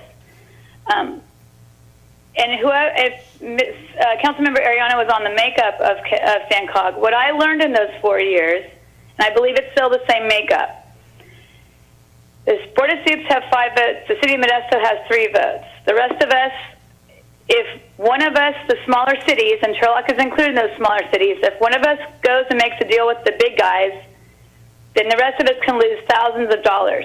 At one point, I had to argue for $1 million, and at another point, I think it was $600,000. And I asked Mr. Wasden and Mr. Pitcock not to tell me how much money we were going to lose if I could not convince the other cities not to buy into the big guys, the big county, the county 5 and the city 3. That is my frustration with StanCog. We need to be like San Joaquin County, and each entity has 1 vote. We are already at a disadvantage. And I feel frustrated. Vice Mayor Nazarati made the point. I think it says this is sort of, you've got 2 weeks to decide or you don't go forward. That's very frustrating. We have a phenomenal staff. Development Services Director, I believe, I hope that's what Nathan Bray's title is. I would expect it to be. I don't want us to lose any more institutional knowledge. But I think his presentation was spot on. We need that local money locally. As someone who now has children in the school district and is trying to get our kids back in school, despite all of this that's going on, I appreciate that sanitizer. I'm hoping that we're going to use it. Those are the things that work. We need to keep our money local where we can control it. I'm going to leave you with 2 questions. We got exceeded, but go ahead. If Turlock doesn't come to the table, is the county and the city of Modesto going to another? Are they going to Oakdale? Are they going to Patterson? Are you going to Riverbank to get your 9th vote in? And I'm really concerned. Right now, the most important thing is getting our city back in the financial black. And I think Councilmember Ariana's point of let's just wait and see what happens. I trust our staff. They've been doing this for a long time, and we need to keep that transit money in Turlock. I'm not sure who said that we've gotten sort of passed over before, or that we're, I think it was not Vice Mayor Nazarati. You bet you're Jackson, short. You had two questions. I let you go over. You only had one. What's the second one so we can? I think that's my second. My second is just, if this happens, what does that actually mean? We still meet as StanCog, but they're going to work together as a group to ascertain money for Modesto, Turlock, and county projects? Or is it just this county and the city of Modesto are combining their staffs to streamline services? Okay. Those are my questions. Thank you. We'll get to that after we finish public comment. We'll have Mr. Bray answer those, or Mr. Wells or somebody. Next caller. Next caller, we have Supervisor Chiesa. Supervisor Chiesa. Beto, Okay, can you hear me? Yes. I'm standing out in an orchard. That's how important this is to me. So, with my hotspot, I just want to speak in favor of this MOU. A couple of things that I just want to give you a quick historical perspective. What Ms. Jackson just talked about, about Turlock being shortchanged. I can tell you that in November of 18, your former mayor, Soyseth, was on there. We voted unanimously, all the cities in the county. October of 19, Michael Cook, the city managers, voted unanimously, all the cities in the county. And February 20th, we took this up of this year, I think it was the 26th, 2020. Your member Esquer and the other cities and the county all voted unanimously to move this forward. The county has the same concerns that Turlock has. Everyone believes that their service is the best, but reality says that we can do it better. I have no doubt. Fare box recovery ratio is the measure of success in the financial terms. 20% is the required fare box recovery ratio. Just so you know, Modesto in 1819 was at 19.4 cents, so they didn't quite meet the 20%. They were 21.8. That's their estimate for the year that just ended a couple weeks ago, and 15.2 is what they're anticipating in next year. Stanislaus County START was at 20.3 cents in 1819, 17.2 expected in this year that just closed, and 17% next year. Turlock was at 13.1 in 1819, 12.3 in 1920, and 14.1 is the expected in 2021. Right now we have something, and the former mayor and Bill Zalaki were instrumental in this, but they got relief from fare box recovery ratio of 5%. It was extended right now, essentially because of the coronavirus, for 1 year. So we have 1 year to bring it in line. But 20 cents is where you need to be, and Turlock is not close, and all the transit operators are going to struggle on a go-forward basis. And so looking at ways of making us more efficient, my expectation at a minimum for the county, because I share the same concerns, is if we can't get better service for the same dollars or the same service for reduced dollars, whatever that looks like, then I'm not going to be for it. Then the county might opt out. And there's no doubt the county, the reason it was on consent today, there wasn't a presentation, is because we all sit on the COG along with member Esquer. So we hear this, and we've heard it since the end of 2018.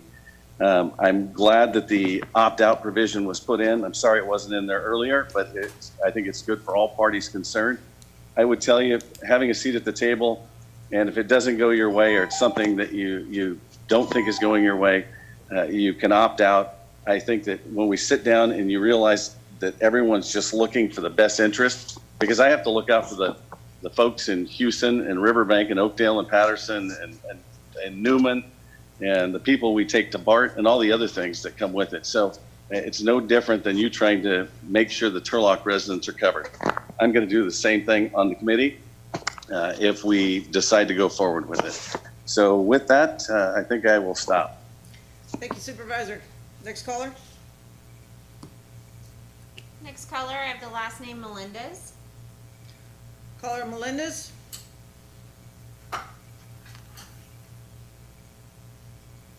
Caller Melendez, are you there? Yep. Can you guys hear me? Yes, go ahead. Hi, Mayor, Council. Thanks for taking my questions here. I'm curious to know, in the long run, with this option, is this a chance for us to save money in the sense that our financial crisis, if you could see it as an individual, if I was in debt and I had a car payment, although I, would be very prideful in the car that I had, would I still be able to afford it, being broke? And that's not to say that that's the exact situation we're in, but this does kind of sound like an option or maybe a potential to reduce some of our fixed costs. I did hear that it makes us money, so that, kind of counters I'm just kind of giving my thought process of what I'm hearing about it. In the long run, is this something that makes us enough money that we would want to keep?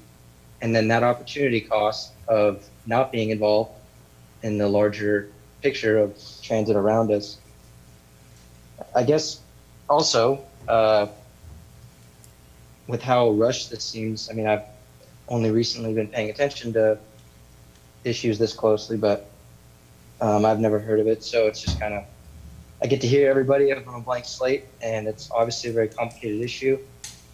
I believe that you guys will do what you believe is best. But essentially my questions are, do we really have solid pros and cons of this issue? And if we don't, do we have more time to develop that? And in a way that you can educate the public so that we can have confidence in that decision? I'd hate to find out later down the road that this was something we missed out on. The presentation that MID kind of informally gave us about another option for our water rates to change our whole trajectory on that seemed very sad, or just it seemed odd that they came to the table so late, and I would hate for our city to be in that position. But like I said, I'm not completely educated on this, so yeah, pros and cons, I guess, is essentially what I'm getting at. So thank you. Thank you. Next caller.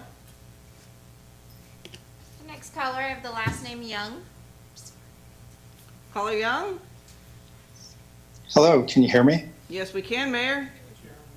All right, this is Jeremy Young. I'm the chair of StanCog this year and was last year as well. And I just wanted to thank you for giving me a moment to talk about this. As representing a city, smallest city in the county, serving on StanCog, I understand the political issues between the bigger cities and the county. I'm very familiar with that. But over my time in StanCog, I've seen transit agencies have a real hard time trying to meet the fare box recovery. And we've seen ROTA, the Riverbank and Oakdale, merge with the county, taking it over. Most recently, I believe it was last month, Ceres consolidated with Modesto. And that's not because these transit agencies didn't try hard or didn't want to provide a great service.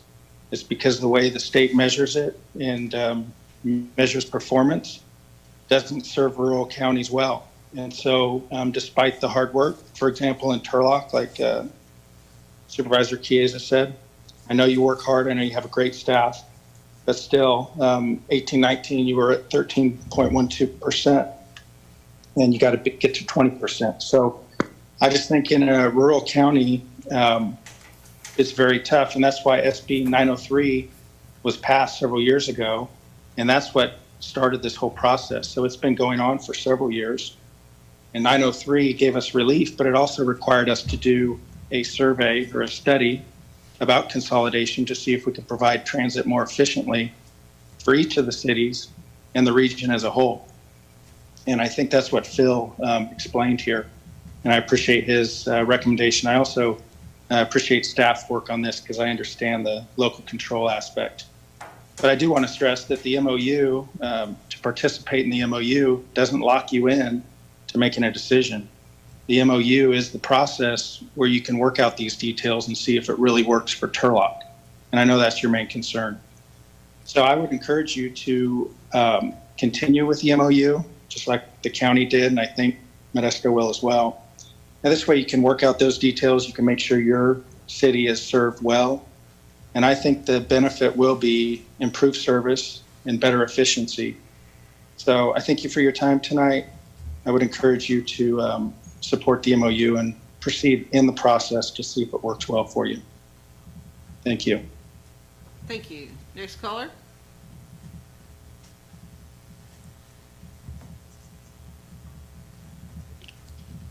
Thank you, Mayor. At this time, there are no other members of public that would like to address the council on this item. All right, I will close the public comment, and there's some questions that Ms. Jackson asked and some others. I know you're writing them down, Mr. Bray. Could you help us out here? I can, yeah. Well, I can certainly try for sure. And there's some that I am going to defer to Mr. McGuire on as they more relate to the study. But first, sorry, I'm looking for Ms. Jackson's. I wrote a bunch of notes down here. Can we confirm that the mic is on and? Yeah, can you hear me now? I can hear you. I just okay. Yeah. It's a little bit less sensitive as that one up there. So, what does the consolidation mean for Turlock? The consolidation would be all of the control and all of the assets and all of the planning that Turlock implements right now would be transferred over to the new SRTA. If the county and Modesto were to consolidate, we, as in staff, would still work with the new SRTA, much like we do work with our existing partners at the county and Modesto.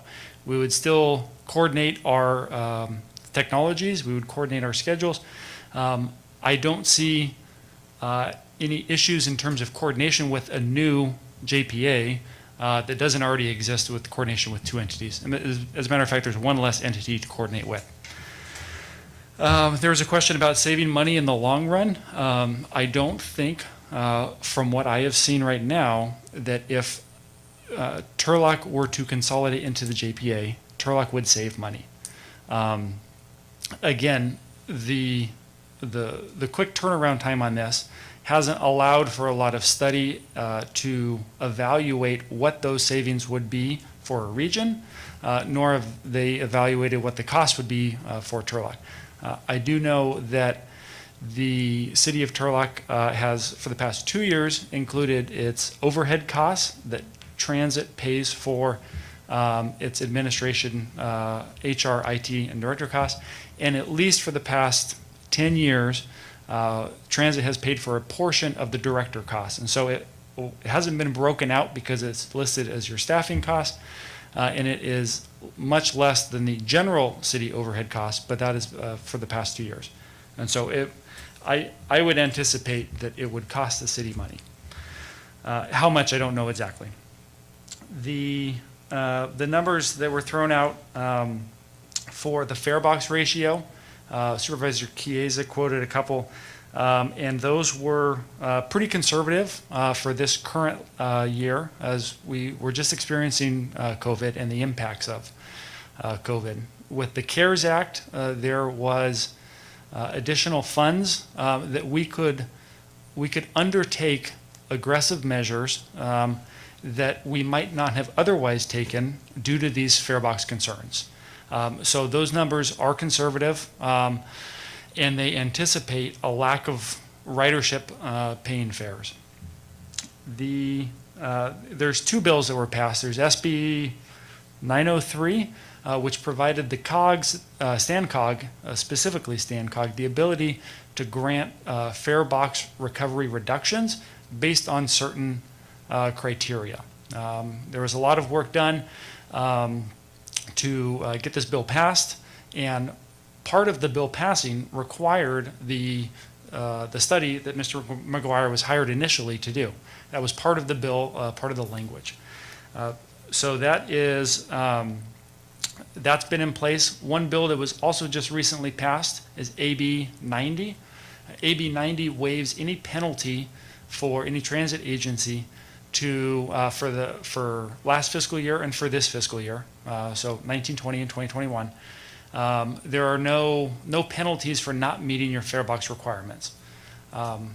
This is done, one, to help address the COVID issues that are going on, but also it helps buys time to address the issues that Farebox creates amongst a lot of the smaller agencies. California is one of the few, if not the only state that requires Farebox as its metrics. I think that answered all of the questions. There was one question that I would defer to Mr. McGuire on. It's, if we're not at the table, then what? Obviously, I would like to think that if consolidation is the goal, then we would still continue to partner in different ways to make our system as efficient as possible. And I will say there are two main components to a transit system: the regional component and the local component. So staff is not against being efficient or looking at how do we regionally move people from one town to another town, but also how do we move citizens and community members within our own community to a different part of our own community. So, All right, go ahead, comments and questions? I just want a couple of things I want to clarify too. One of the things that was mentioned in the initial study that was done is they flat said, you're not going to do this to save money. That's not one of the goals. So anybody who thinks we're going to save money by doing this, that's not necessarily the goal. So I just want to make sure that's clarified by everybody out there. They understand it's not something we're looking at to save any money. So, as far as their fare box, everybody in California understands that it's not the most efficient measure to use, but unfortunately, for some reason, they haven't changed to a different metric. So we're kind of stuck with the fare box method of, it's the system we're in. So it's crazy. Everybody's agreed that no, it doesn't make sense, but nobody's willing to change it. So we're kind of stuck with that measure. That's for now. That's Councilmember Larson, sorry. You're fine. First of all, thank you, Phil, for coming and presenting the in further detail of what this MOU entails. Thank you to our transit staff for providing very warranted feedback and well thought out feedback, and for all of the local elected officials and past elected officials who wanted to give their comments to this, and to members of the public that are taking interest in really the future of our region's transportation. I agree with absolutely every concern that our staff outlines: loss of local control, losing our high standard of service, and the fact that consolidation was one of many recommendations actually outlined in this the report put on by StanCog. But I believe that we can still have these concerns and bring them to the table as we discuss the consolidations of services. Does this MOU give any detailed plan as to what this JPA would look like? No. However, this MOU does not commit us to the JPA. The MOU is written in a way that we can exit at any time during these conversations, and that we have the authority to further commit to this JPA later in October. The reality is that if we do not join this initial conversation, this council could put Turlock at a disadvantage if consolidation becomes a viable and beneficial option in the years down the road. I would rather be at the table planning the transit operation of this growing region, with the ability to exit if we do not like the end product. The evidence would support that we are leading the surrounded agencies with our operation. I appreciate Supervisor Chies's comments that every operator and leader believes that their operation is the best, but ours actually is the best if we look at ridership satisfaction, which is the goal of what a public transit operation is, making sure that the rider has the best experience that they can have. And we're good at it here. I would go as far as to say that this JPA and the future of our region's transportation would benefit with our staff forming this operation. To be clear, I, and I'm sure all of us at this dais, have an extremely high standard that would have to be met for us to join this potential JPA, and for any of us to support us going further. But the fact is that we cannot currently answer any of the questions raised by Mr. Melendez. Maybe we can if we join the initial conversation, and maybe we won't like the answers, and then we can leave and continue to have the best transit operation in the region. I want to make a comment about fare box ratio. I understand that it is absolutely unfair to use that ratio in highly dense populations and apply it to our more rural communities. And I don't think that answer should be it for us. I don't think that the fear of not meeting those unfair standards is sufficient to sign all of our local autonomy away. It's not enough to say we need to join a JPA then at that point. Rather, I believe and I would hope that our COG and transit operations and our local city councils around the region should do a much better job of pressuring our legislature to create a much more equitable ratio for the operations to meet. Thank you.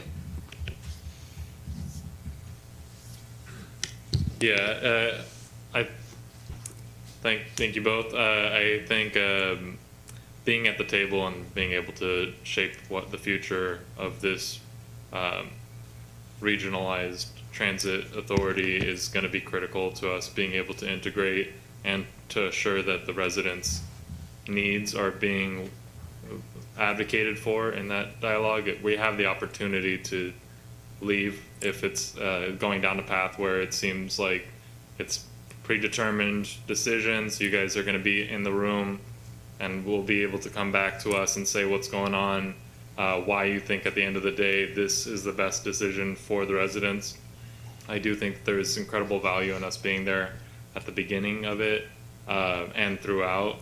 If at the end of the day it's not working out, we can come back, we can pull back and focus on integrating with whatever this JPA becomes in a more cohesive way. And yeah, I mean, I think that the diligence of staff in raising these concerns is the only reason that we're getting some of these things worked into the contract. And I highly encourage a critical lens, one that understands that if we do not do this diligence and advocacy, that residents of Turlock will be negatively impacted.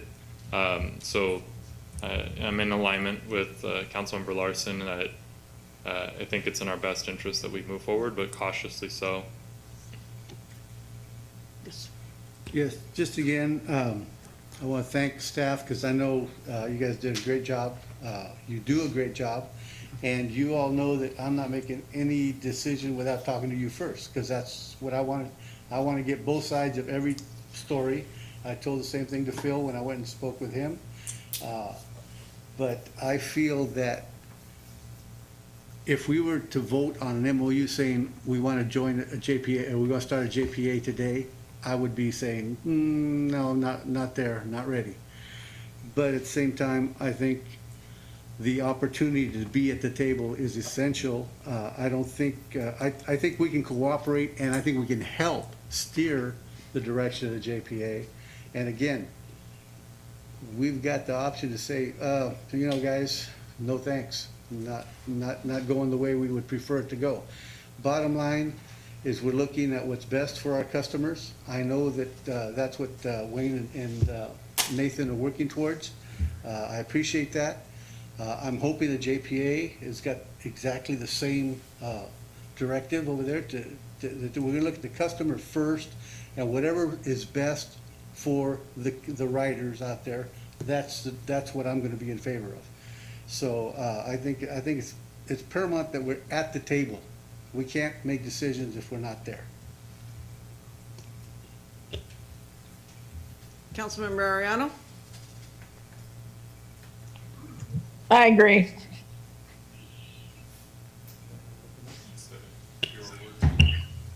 Let me just say something real quick. So, you know, as we've made conversations about regionalization or trying to share resources, never do you see it work where you just swallow it whole.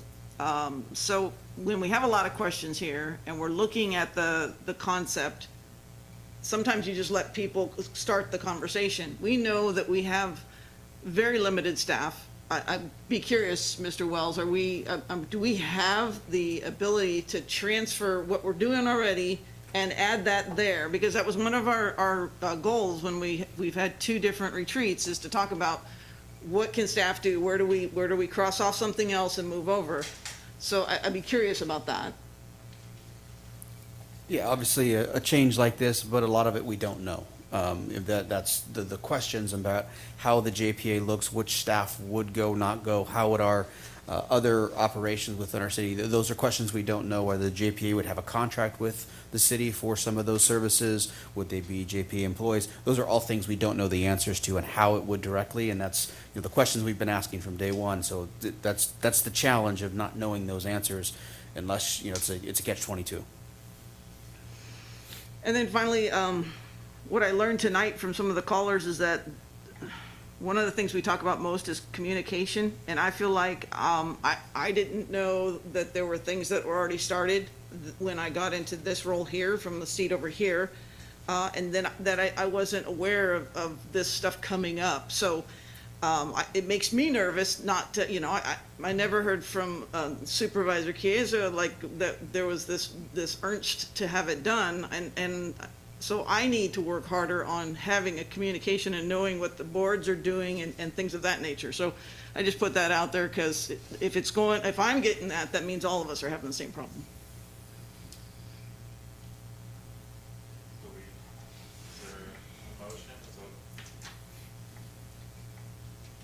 The recommended I want to is, make a motion to accept the MOU. How's that go? Seconded. Just to clarify, so the motion, the way it's written. The way it's written is to reject. Reject, so you're just removing a reject, so adopt. The rest of that, So basically, alternative B.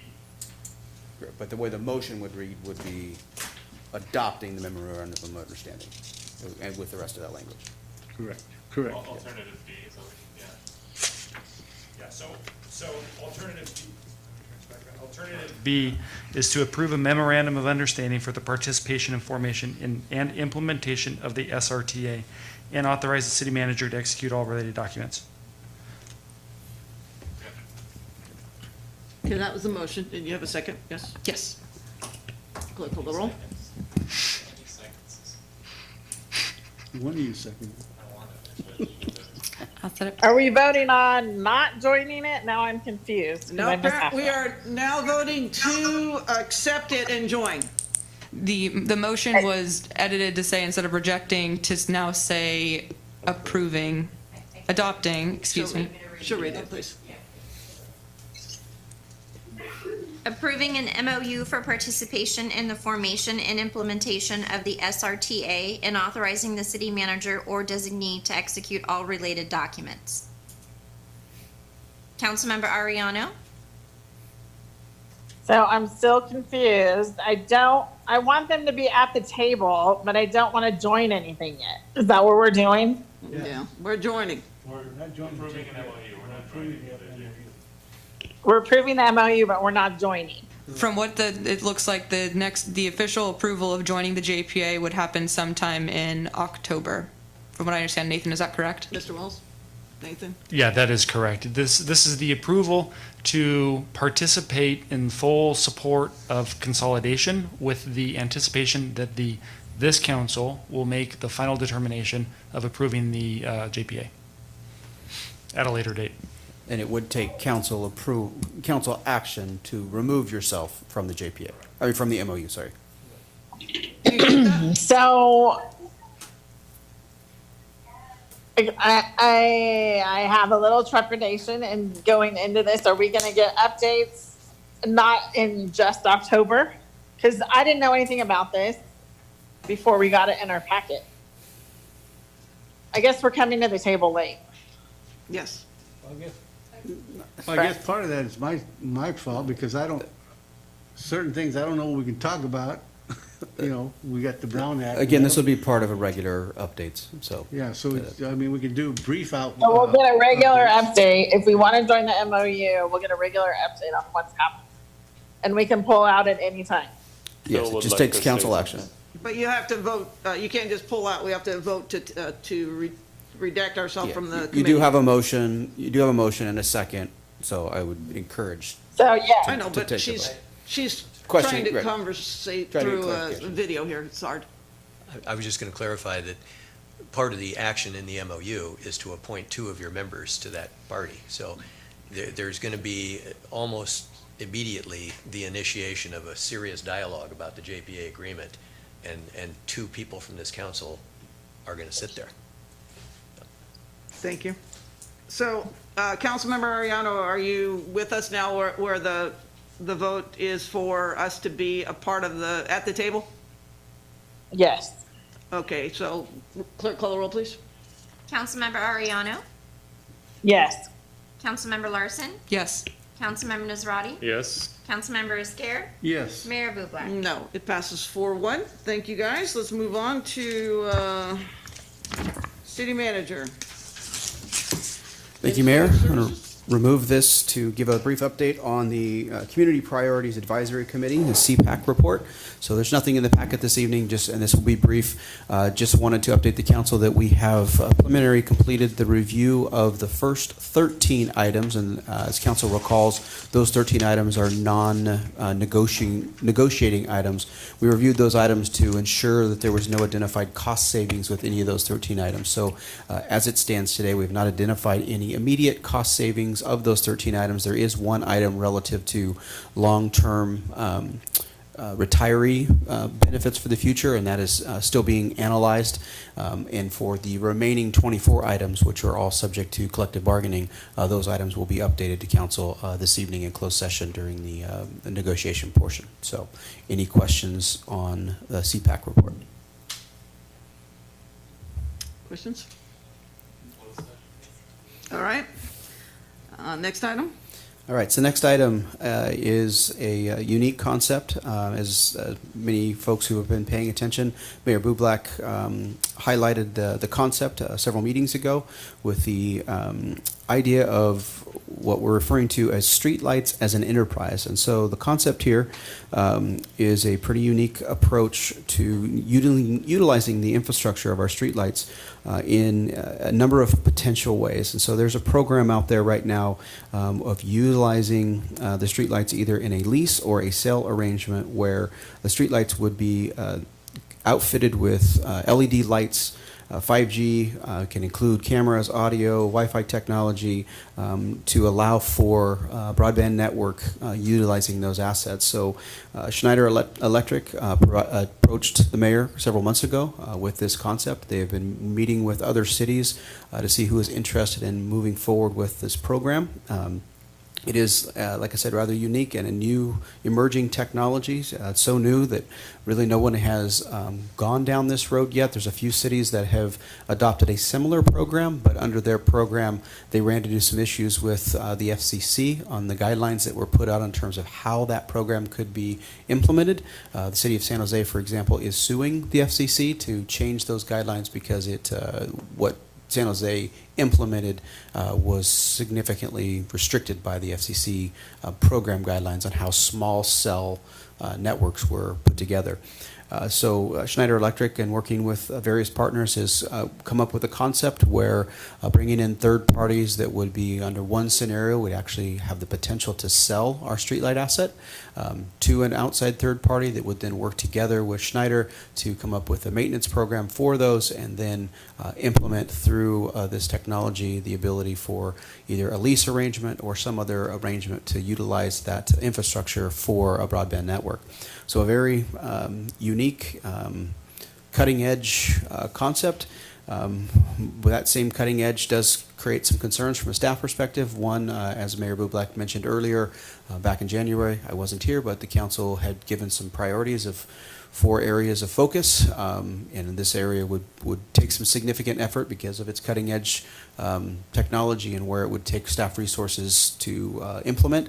So wanted to check in with council to see if this is something the council wanted to move forward on. There's a couple different options. Most comfortable for staff would be to move forward with an RFP process, and looking at what some other cities are doing and working with Mr. Kindleberger at Schneider Electric.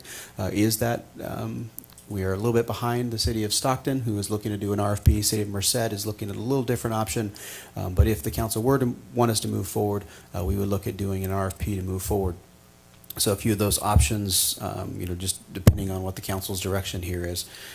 Also keep in mind that the street light asset, about 40, we put 41%, but 41% of our street lights are owned by the assessment district. So there is not a direct general fund to all of those. So it's just roughly a 60-40 split between general fund and the assessment districts. So that's the big picture of the conversation. I'd be happy to discuss any further details. And as I mentioned, Mark Kindleberger from Schneider Electric is here, and he can provide some additional feedback and information if you're so inclined. Quick question, I guess. I guess one of the things I was looking at on this is, first of all, yeah, I like the idea of the RFP because normally our normal procedure is bid something like this out, right? And Correct. Do some research. And that's the safest route of Okay. making sure that there's a competitive process of going down And this road. I guess the other question I have is, I'm not really exactly sure how it works, but we're leasing the lights out, or we're selling how exactly? is So that there's working? two different concepts that are integrated in this. The first one, the simplest one, would be actually selling the asset. So the street light would then be owned by a third party, and that third party would then contract for both maintenance and other things. And so how that process happened, there's some thought process that you could have a buyback provision or some kind of clause in there that you would be able to, if something went wrong, be able to pull those back. But all of those are technical details that would need to be fleshed out through an RFP process of how that all works. And those are details that, again, because no one's done it yet, that hasn't been worked out. But that other piece is, regardless of the sell, and this is where the FCC comes in, it would be leasing the infrastructure. And so this sell to lease, in essence, finds a way around some of the restrictions that the FCC has put on what you can charge for the leasing of utilizing this asset. So that's the two components of it. One, it could be independent. So two options being one, a capital infusion, or two, a lease, which would be a long-term revenue source. The other aspect of that that's not really included is, well, what is the city is the entity that's leasing, and that's where some of that restrictions come into, what you can or can't charge. Okay, well, I heard the word revenue, and you kind of Got your attention, the R word, I'm right? always looking for anything that says revenue, so I want to look, yeah, I'd be very interested in looking at see what that looks like. They also do swimming pools? Well, they don't, but revenue does. Yes, there you go. So other questions for city manager?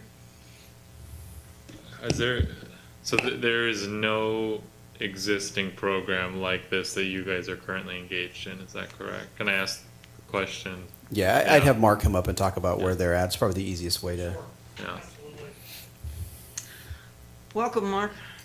Thank you, Mayor and City Council. I'm Mark from Schneider Electric. I'll try to talk through this thing. It's easier going this way than it is coming this way. So it is cutting edge. There are some cities that have taken a look at this, like City Manager Wells has talked about, but this is pretty leading edge stuff. There is no city that this team that I've put together, the finance partner, the technology partner, and Schneider Electric, we haven't done this yet. We're proposing it in a variety of places in Northern and Southern California. I came to Turlock because you own your streetlights.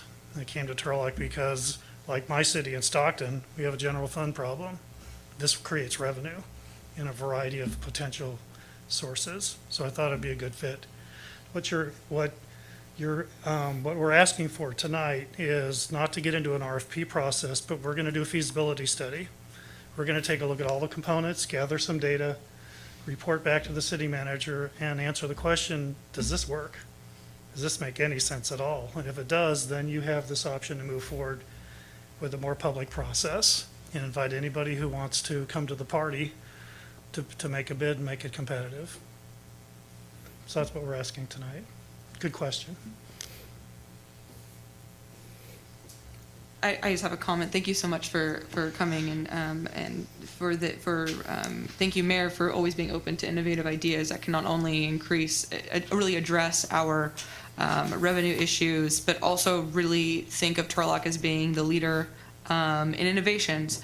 I see this could potentially, if it's vetted in the correct way, with our staff really involved, and if it's competitive, that could address a lot of issues that our city and probably other rural communities also experience, which is a very a lack of Wi-Fi, broadband, and that in itself is something that I know which has extremely been heightened during the coronavirus pandemic, has been an issue that this could potentially be an answer for. So I'm absolutely open to it. I would love to see others come and state their case as well.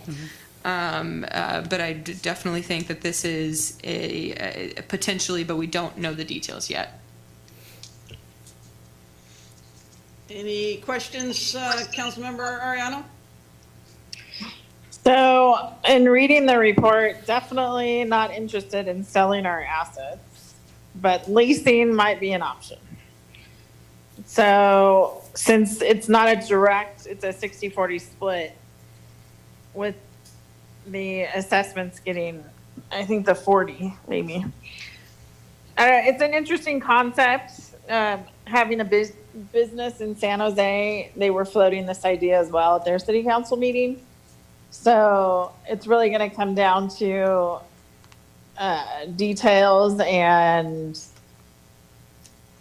the community support or non-support, just like the towers that they put in various locations, what comes with that, radiation, monitoring streetlights, the whole kit and caboodle. So do we have the staff time to look at it? Probably not. Should we? Maybe. So I'm going to leave that up to the city manager. So I do have a rule of thumb on staff time. So we're working with Calexico right now, which is a city of about 40,000. It is way down in Southern California and Imperial Irrigation District, because the district owns quite a few of the lights in the area. Their staff time together to go through this feasibility process is about 10 hours. And most of it is around having a GIS mapping of your existing streetlights. That's probably the critical piece of data that we need. I believe you have that. The rest of it's data accumulation, some interaction, and then sitting down and going through the reports together and making sure they make sense. So I don't think it's a lot of time, but I can't speak for your staff. It's about 10 hours. All right, I will go ahead and open it to the public real quick. Are there any callers regarding potentially looking into making some money off of our street lights and providing some Wi-Fi?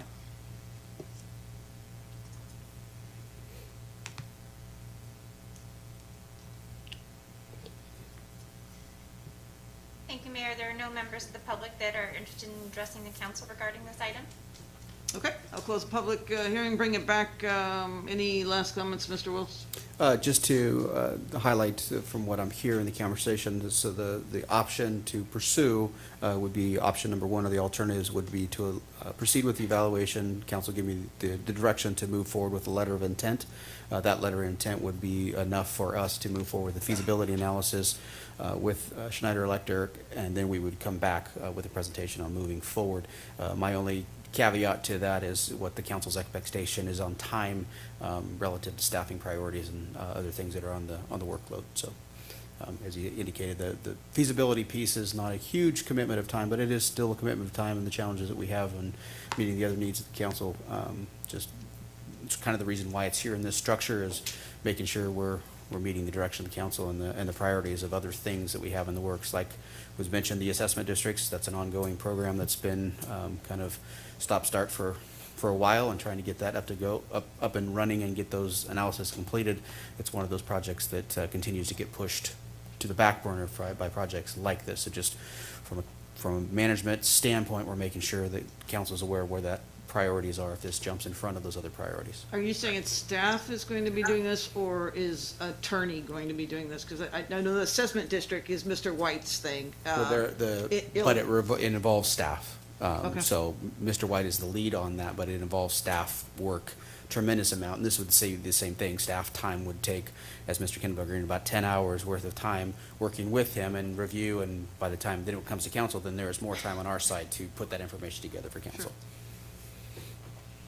Comments? What's a good time frame of when that assessment should be wrapped up? Well, yeah, it's been about, You're- what, you're 8 talking- months ago I talked to him? You're talking about this item? Yeah, so, No, the other assessments that we've been working Oh, on. I'm sorry, not, so, yeah, we have a meeting Mr. that, White's. yeah, I have a meeting this week, we'll get an update on timing, but I don't have That's, anything. see, we current. don't know yet. Answer. Correct. Well, we need to finish one thing before we start another.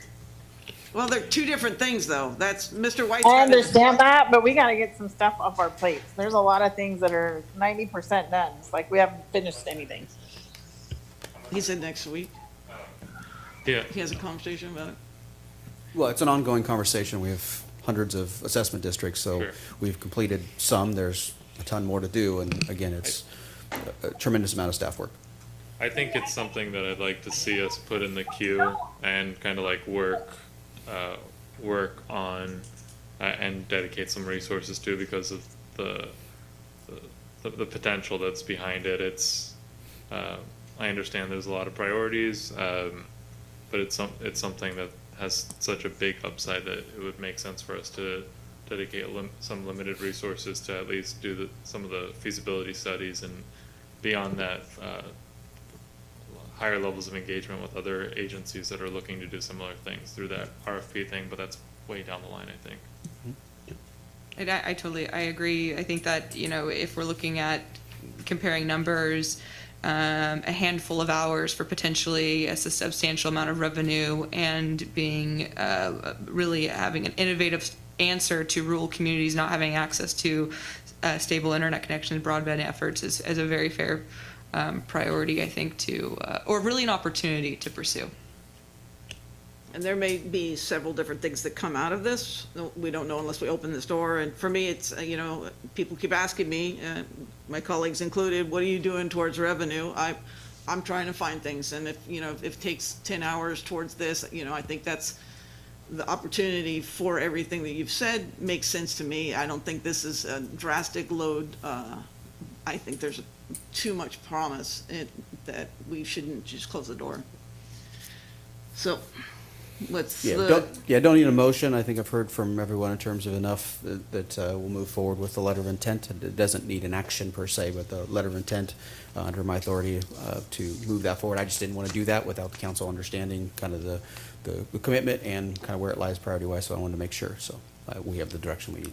Thank you for coming today, Mark. Thank you. All right. In closed session. Chief, tell us about COVID. Sure thing, Mayor and Council.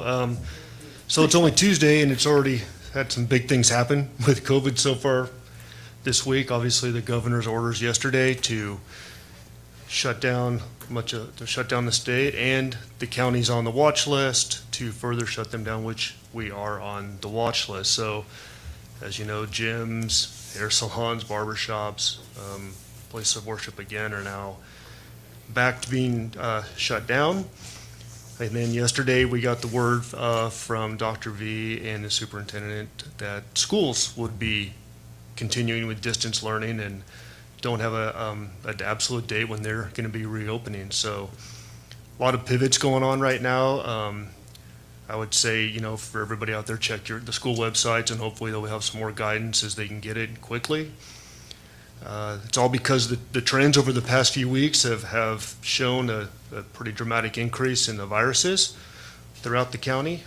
The last council update I did 3 weeks ago, there were 1,714 confirmed cases in Stanislaus County, and today there's 5,356, so it's more than tripled in the last 3 weeks. Just in Turlock, 3 weeks ago, 256 cases, today 661. So we're lower than the county trend. We're doing better, but the numbers are still pretty dramatic. Just in the last 24 hours, 178 new cases and 6 deaths. So Turlock in the last 24 hours had 32 new cases. So the virus is there. It's alive and increasing.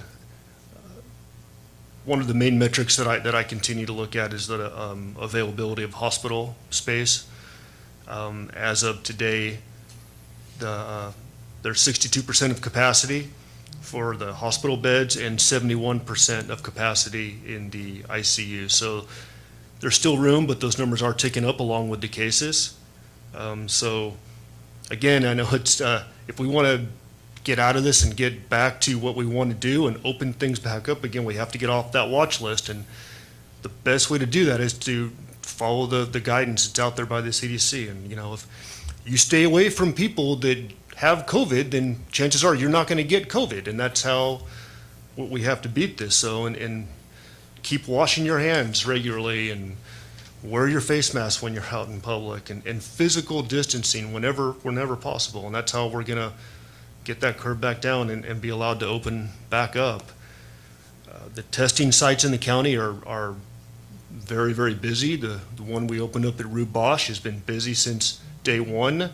There are, the last I saw, there was a wait to maybe 3 or 4 days to be able to get a test, and they're starting to only want to test symptomatic people again. So the demand is really there. So again, it's just important to watch out for yourself and each other and do everything you can to try to keep yourself from getting the virus. On the finance side of everything, it's pretty much where it was as far as we're still very minimal in the EOC, and most everything is staff time that's salaried. So the costs have gone up very little since last time. So some money in supplies and legal fees. Other than that, it's very static. So again, your statistics for right now, 5,356 confirmed cases. We're up to 57 deaths yesterday. There have been 39,974 negative tests. So if my quick math is right, I think the county is at about almost a 12% positivity rate for tests, a little under 11.8, I think. Turlock, we are up to 661 positive cases, so it's quite a few.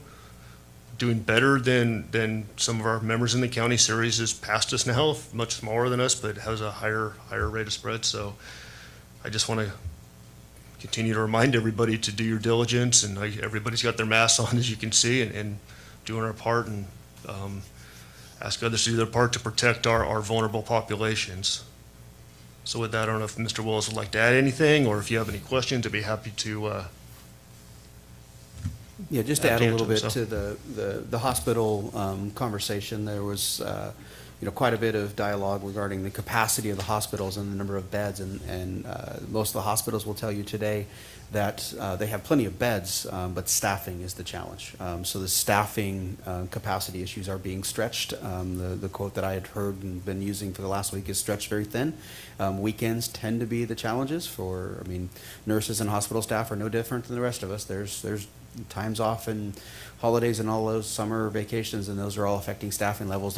Hospitals are not used to staffing at high levels during the summers. That's not normal flu season and transmission of diseases of this. So it's straining all of the hospitals. I know the mayor has had direct conversations with our local CEO and the stress that's on those systems, and they're feeling it. Hospitalized today, 182 that are COVID. So, in the grand scheme of things, it's still underneath the threshold, but the trend is really what's caught everybody's attention in the last 2 weeks. That doubling that Chief Carlson mentioned is really what's got the attention. Fortunately, you look at some of the trends, it looks like it might be turning a corner, but who knows where that thing goes. And again, we just can't stress enough those same three things we've been saying since the beginning. Wash your hands, physical distancing, and wearing the face covering, especially when you're in public. So, and we look around the room and everyone's got one of these masks on. As Mr. Bray was struggling as we were talking, it's not comfortable. Nobody likes it, but if we want our businesses to stay open and to really move this thing, we really got to wear our face covering. So, with that. And just as a side note, we all know somebody now. Dr. Sani just passed away from COVID, and so that brings it home that we all know somebody who's actually passed away from that. So it is a serious thing. And we just need to be cautious. Any other comments? Sure. I thought it was kind of interesting because I just saw a video, I think it was last week, from the Merced County Sheriff. And a few weeks ago, he put out a video saying that he was not going to enforce any of the government's state rules and all this and that. Well, just I think it was last week, he put out another video. It was a little bit different tone to it. He's reminding people that he's not only the sheriff of Merced County, he's also the coroner.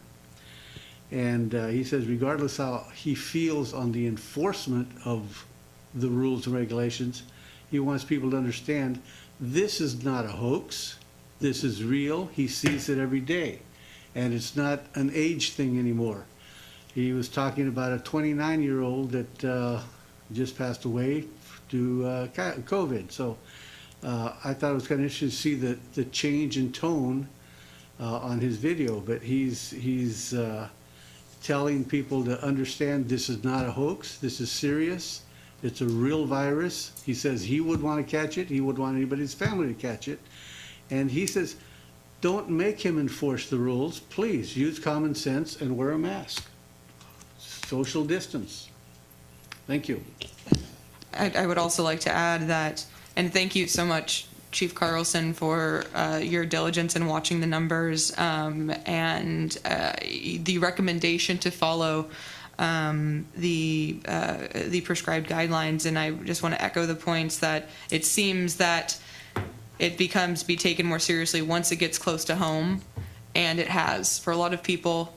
And I hope that that is enough at this point to take those precautions seriously. Wear your mask, be extra precautious in terms of hand washing. Take a second to think before you make those visits, before you decide to have a social gathering of any sort, because it needs to be enough that we are seeing a strain on our healthcare workers. It needs to be enough that we are seeing our community members be affected by this. And it needs to be enough that our business owners are trying so hard to ensure that their operation is viable during this time. And the steps back is not with the support that they need right now. Thank you. And I want to speak to a couple issues here. One, we got to figure out a way to advocate for better public testing. Right now at the Rubosh Center, when we're talking about 3 to 4 days to get in for a test, and then what we're seeing is 7+ days to get your results back, that just renders the results and the testing irrelevant. These people are not going to be waiting 10, 11 days waiting for a test while they're symptomatic. By the time they get the results in, they high probability that they're not able to quarantine 11 days prior to finding out where they stand on things. That's a contract that is with the state that is currently providing that service to our residents, but it's pointless, to be blunt about it. And there's got to be higher levels of service and better execution, and otherwise that money needs to go elsewhere and beef up the services of some of the other maybe private agencies that are doing this in 1 to 2 day turnarounds. I don't know what we as a council can do to advocate for that, but there's a lot of people that rely on that public testing that are uninsured, that right now do not have adequate means to be able to identify whether or not they are infected and quarantined. So we can't expect control until something like that gets fixed. And then we need better communications for our businesses and what they should be going through, what their expectations are related to when one of their staff is infected. Right now they're directing people, the county is directing people to Good to Go as being the resource for a business community to support them. These things are changing very quickly. The guidelines related to it are changing, and I don't know that the county is able to keep up with those times. We need a dedicated person that the business community can contact that will give guidance. There was multiple businesses in town this past couple weeks where they had to close down because a single member of their staff was exposed to COVID, and it was unclear as to what needs to happen for them to get back to business. They had to take their whole staff off, and does anyone know how many times a staff member has to get a negative test before they're able to return? Can anyone speak? The guidance just changed on that. It's not a test anymore. It's not. No, that information was provided yesterday. Okay. So yeah.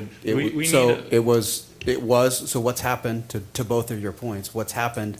The testing, the capacity of the testing, not necessarily on the site's testing. The capacity issue now is on the labs. So most of these labs processing, all of these state contracted are all contracting through the same labs. And when you're doing 127,000 tests per day, the labs is where the holdup is. So adding additional testing facilities, although that helps get the intake, the lab is where, and so the governor was supposed to be announcing some additional steps they were taking to increase the capacity of the lab. And now we're also starting to see a shortage on the supply. So he's supposed to be announcing some guidelines to improve that overall system, but that part of the test is also affecting the two negative tests that were being required before you go back to work. So that is still in place for first responders, but for any other business, it's now a time frame. So 10 days from onset of symptoms and so it's both 10 days from onset of symptoms and 3 days without any fever, without taking pain medication. So it could be as short as 13 days from the first symptom, where someone will be cleared to come back to work. And that guidance, again, came out late yesterday and will be disseminated pretty broadly. It is right on the front page of State Emergency, so that information is broadly, and we'll get that out to our business community as well. I appreciate that. Yeah, I know we're all trying to figure out how to do this. It's having single points of contact is going to be crucial, because someone's got to hold that information. The 211 is still one of the very valuable. They weren't able to at the time, but things change. Yep, and it's again this whole process is flying the airplane while it's being built, and it changes every time within a day. It literally Look, changes. they said that the heat was gonna make everything go away, and it actually exasperated it, so, next. Okay, council items for future consideration? So for the Shaw, one of the things that needs to happen for us to move forward as a city to, develop our local strategy and start to strengthen our partnerships with the county, we have to adopt a policy on homelessness. I have worked in the past and also in recent months to kind of develop something like that, and I want to bring it before the council in the next couple meetings or so we can start to go to the Shaw with the county or with our council saying this is a policy that we endorse, and it doesn't obviously commit to any sort of spending or anything like that, but really shows political alignment and really opens the door for the county agencies that want to support us, so that they can start to lend a hand and help us in addressing these issues locally. Is that the policy that you're writing on behalf for the city? Correct, and it's I would suggest, and I don't know if other cities are doing something similar, to have that be vetted at a council member and staff level before it gets to to us. And I don't know if that would be an ad hoc, but I would like that, so it can be really vetted and really show consensus. Maybe another council member. Weren't there already some committees that were formed previously, or do we need to do something? Each council member had a component of homelessness. They all, are intertwined, if you will, Right. but, so it's kind of hard to. Yeah, so what I would suggest is to work first with staff and then kind of formulate the timeframes and the thought process, and then recognize between the different committees where it best fits, and go from there. I believe it's advantageous of Councilmember Nasrati to be involved, since he is a representative on the Shaw, and I think that would be a good starting point. For sure. Yes, exactly. Thank you. Any other things? So the resolution by whoever it was, let's put it and see what happens on the next council meeting. And then I'd like to see every first meeting of the month, that one of the items under city manager's budget, and that we are addressing our finances in the same vernacular each time. So there's been different names for different, the same monies. So whatever you did last when we passed the fiscal, let's keep those as the components so that we can follow how everybody is speaking the same financial or pecuniary discussions. And that way we'll have an idea of where we're at. And we're going forward with, we're getting here, we're getting, so we were talking about, we've always talked about a 30-day cycle of knowing what our expenditures are. This is just one more thing where okay, it's kind of, we're going out here, we're not on target here. We know what we have. I mean, we all know at home how much we're spending and how much we don't have. So we just need to have just an understanding dialogue about budget, because that is the most important thing we're doing right now. So we committed as part of the budget to bring a monthly update, so we would bring a monthly update at the next meeting on July 28th, which will be, the only thing, we won't have any data for July, because it's not done yet, but we would have where we expect to end fiscal year 19-20 based on the revenue we received. So we were proposing to bring just the one sheet summary that the council has seen consistently for the past 4 months. We showed it through each of those budget processes, that one sheet summary showing the expenditures and what we expect to get income-wise on the July 28th meeting. So, and then in August, second meeting in August, we would bring that same information for fiscal year 19-20, which should be, in essence, final income, because we would receive all of our sales tax. So And then closing it out is what we're planning for then? What's that? We're closing out the final of. Well, we would have the final revenue numbers. We still wouldn't have everything final, but we would have at least all of our sales tax at the second meeting in August. Our year end wouldn't close until September. So that second meeting in August would then be the first month of reporting for the current fiscal year, 2021. So again, one sheet summary is what we were expecting, but if there's more information you'd like to see, we're happy to do that. If there's more at each time, that's fine. If it's not the first meeting, it's the second Yeah, meeting. so I'm not trying to. Yeah, so the goal would be the second meeting so that we have enough time to cover the previous month. Okay. Right, so second meeting in August would cover the July month for the fiscal year that we're in. Let's just make it a constant on the agenda so that we're all Yeah, talking about money. that's what we had committed to with the budget approval. Okay. Yeah. So one question, Councilmember Larson had a very well-written resolution that we decided not to put on the agenda, and I would rather move forward with that one. Which one? So resolution, the previous meeting that Councilmember Larson had proposed that did not, she moved in a different direction. Mhm. So the resolution that you're requesting is the one that was sent. I'm not requesting, citizens are asking, and I'm saying, let's put it through and let's see what we say. So we that vote yes or no. resolution was, I forwarded that resolution to you for your review, so are you wanting to put a discussion item on the agenda? Right, don't we all have to agree on a resolution? So I'm asking if you want the resolution as they wrote it, or a discussion about putting that resolution, because the As they resolution. wrote it, let's just, so we'll work from whatever they provided. To discuss it, not to endorse it. Right, of Okay, course. that's what I'm asking where to put it. So you're asking for a discussion item on that draft resolution. Correct. Okay, Which we also then need Councilmember Larson's on there as well. of course. Sure, let's do it. Is that? I don't know if they're either or, but they're I think there's a probably compilation. I think that from what I understand, what I can recall from the public comment of the resolution that was emailed, there are similarities. I think the core of it is that we are trying to do the best we can in terms of supporting our public safety does a good job. And I think that we can definitely find that. Okay. And on the topic of community members, number of community members asking for something, so we should get it on the agenda. We had numerous people speak to the demilitarize and the $40,000 budget of SWAT. I'm not gonna suggest that get put on an agenda just yet, but it's, we are talking about equitable representation. It's just a thought for consideration. So, not doing anything with. Nothing related to Okay. this for the sake of saying it. Any other items? Okay, let's close session. Are you there, Nubia?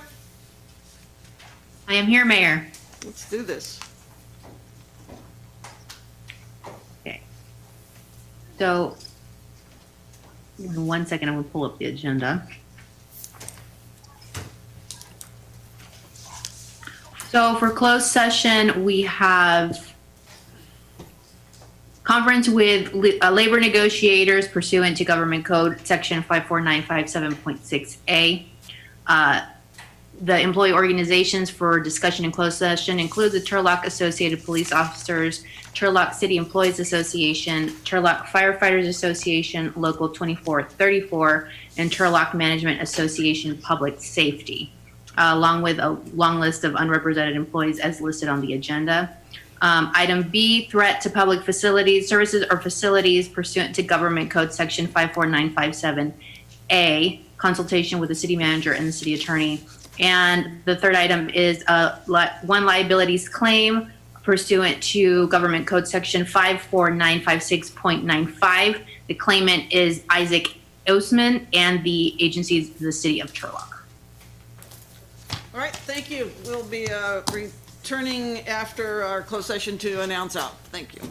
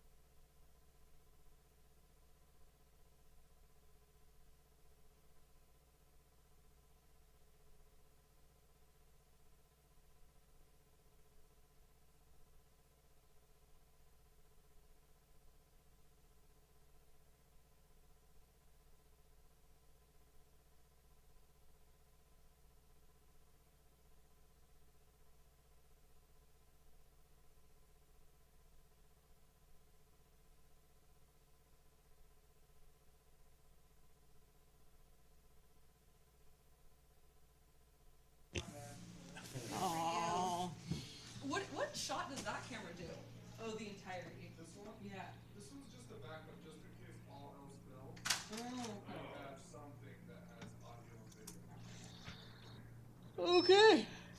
You good?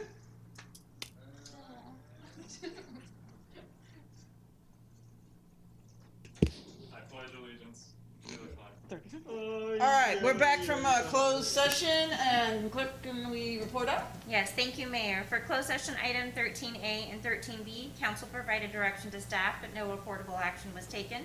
For closed session item 13C, claim filed against the city by Isaac Esserman, the city council by a 4-0 vote rejected this claim for damages, with Councilmember Ariano being absent, not participating in that conversation. Great, thank you. All in favor of adjournment? Okay, thank you. Good night.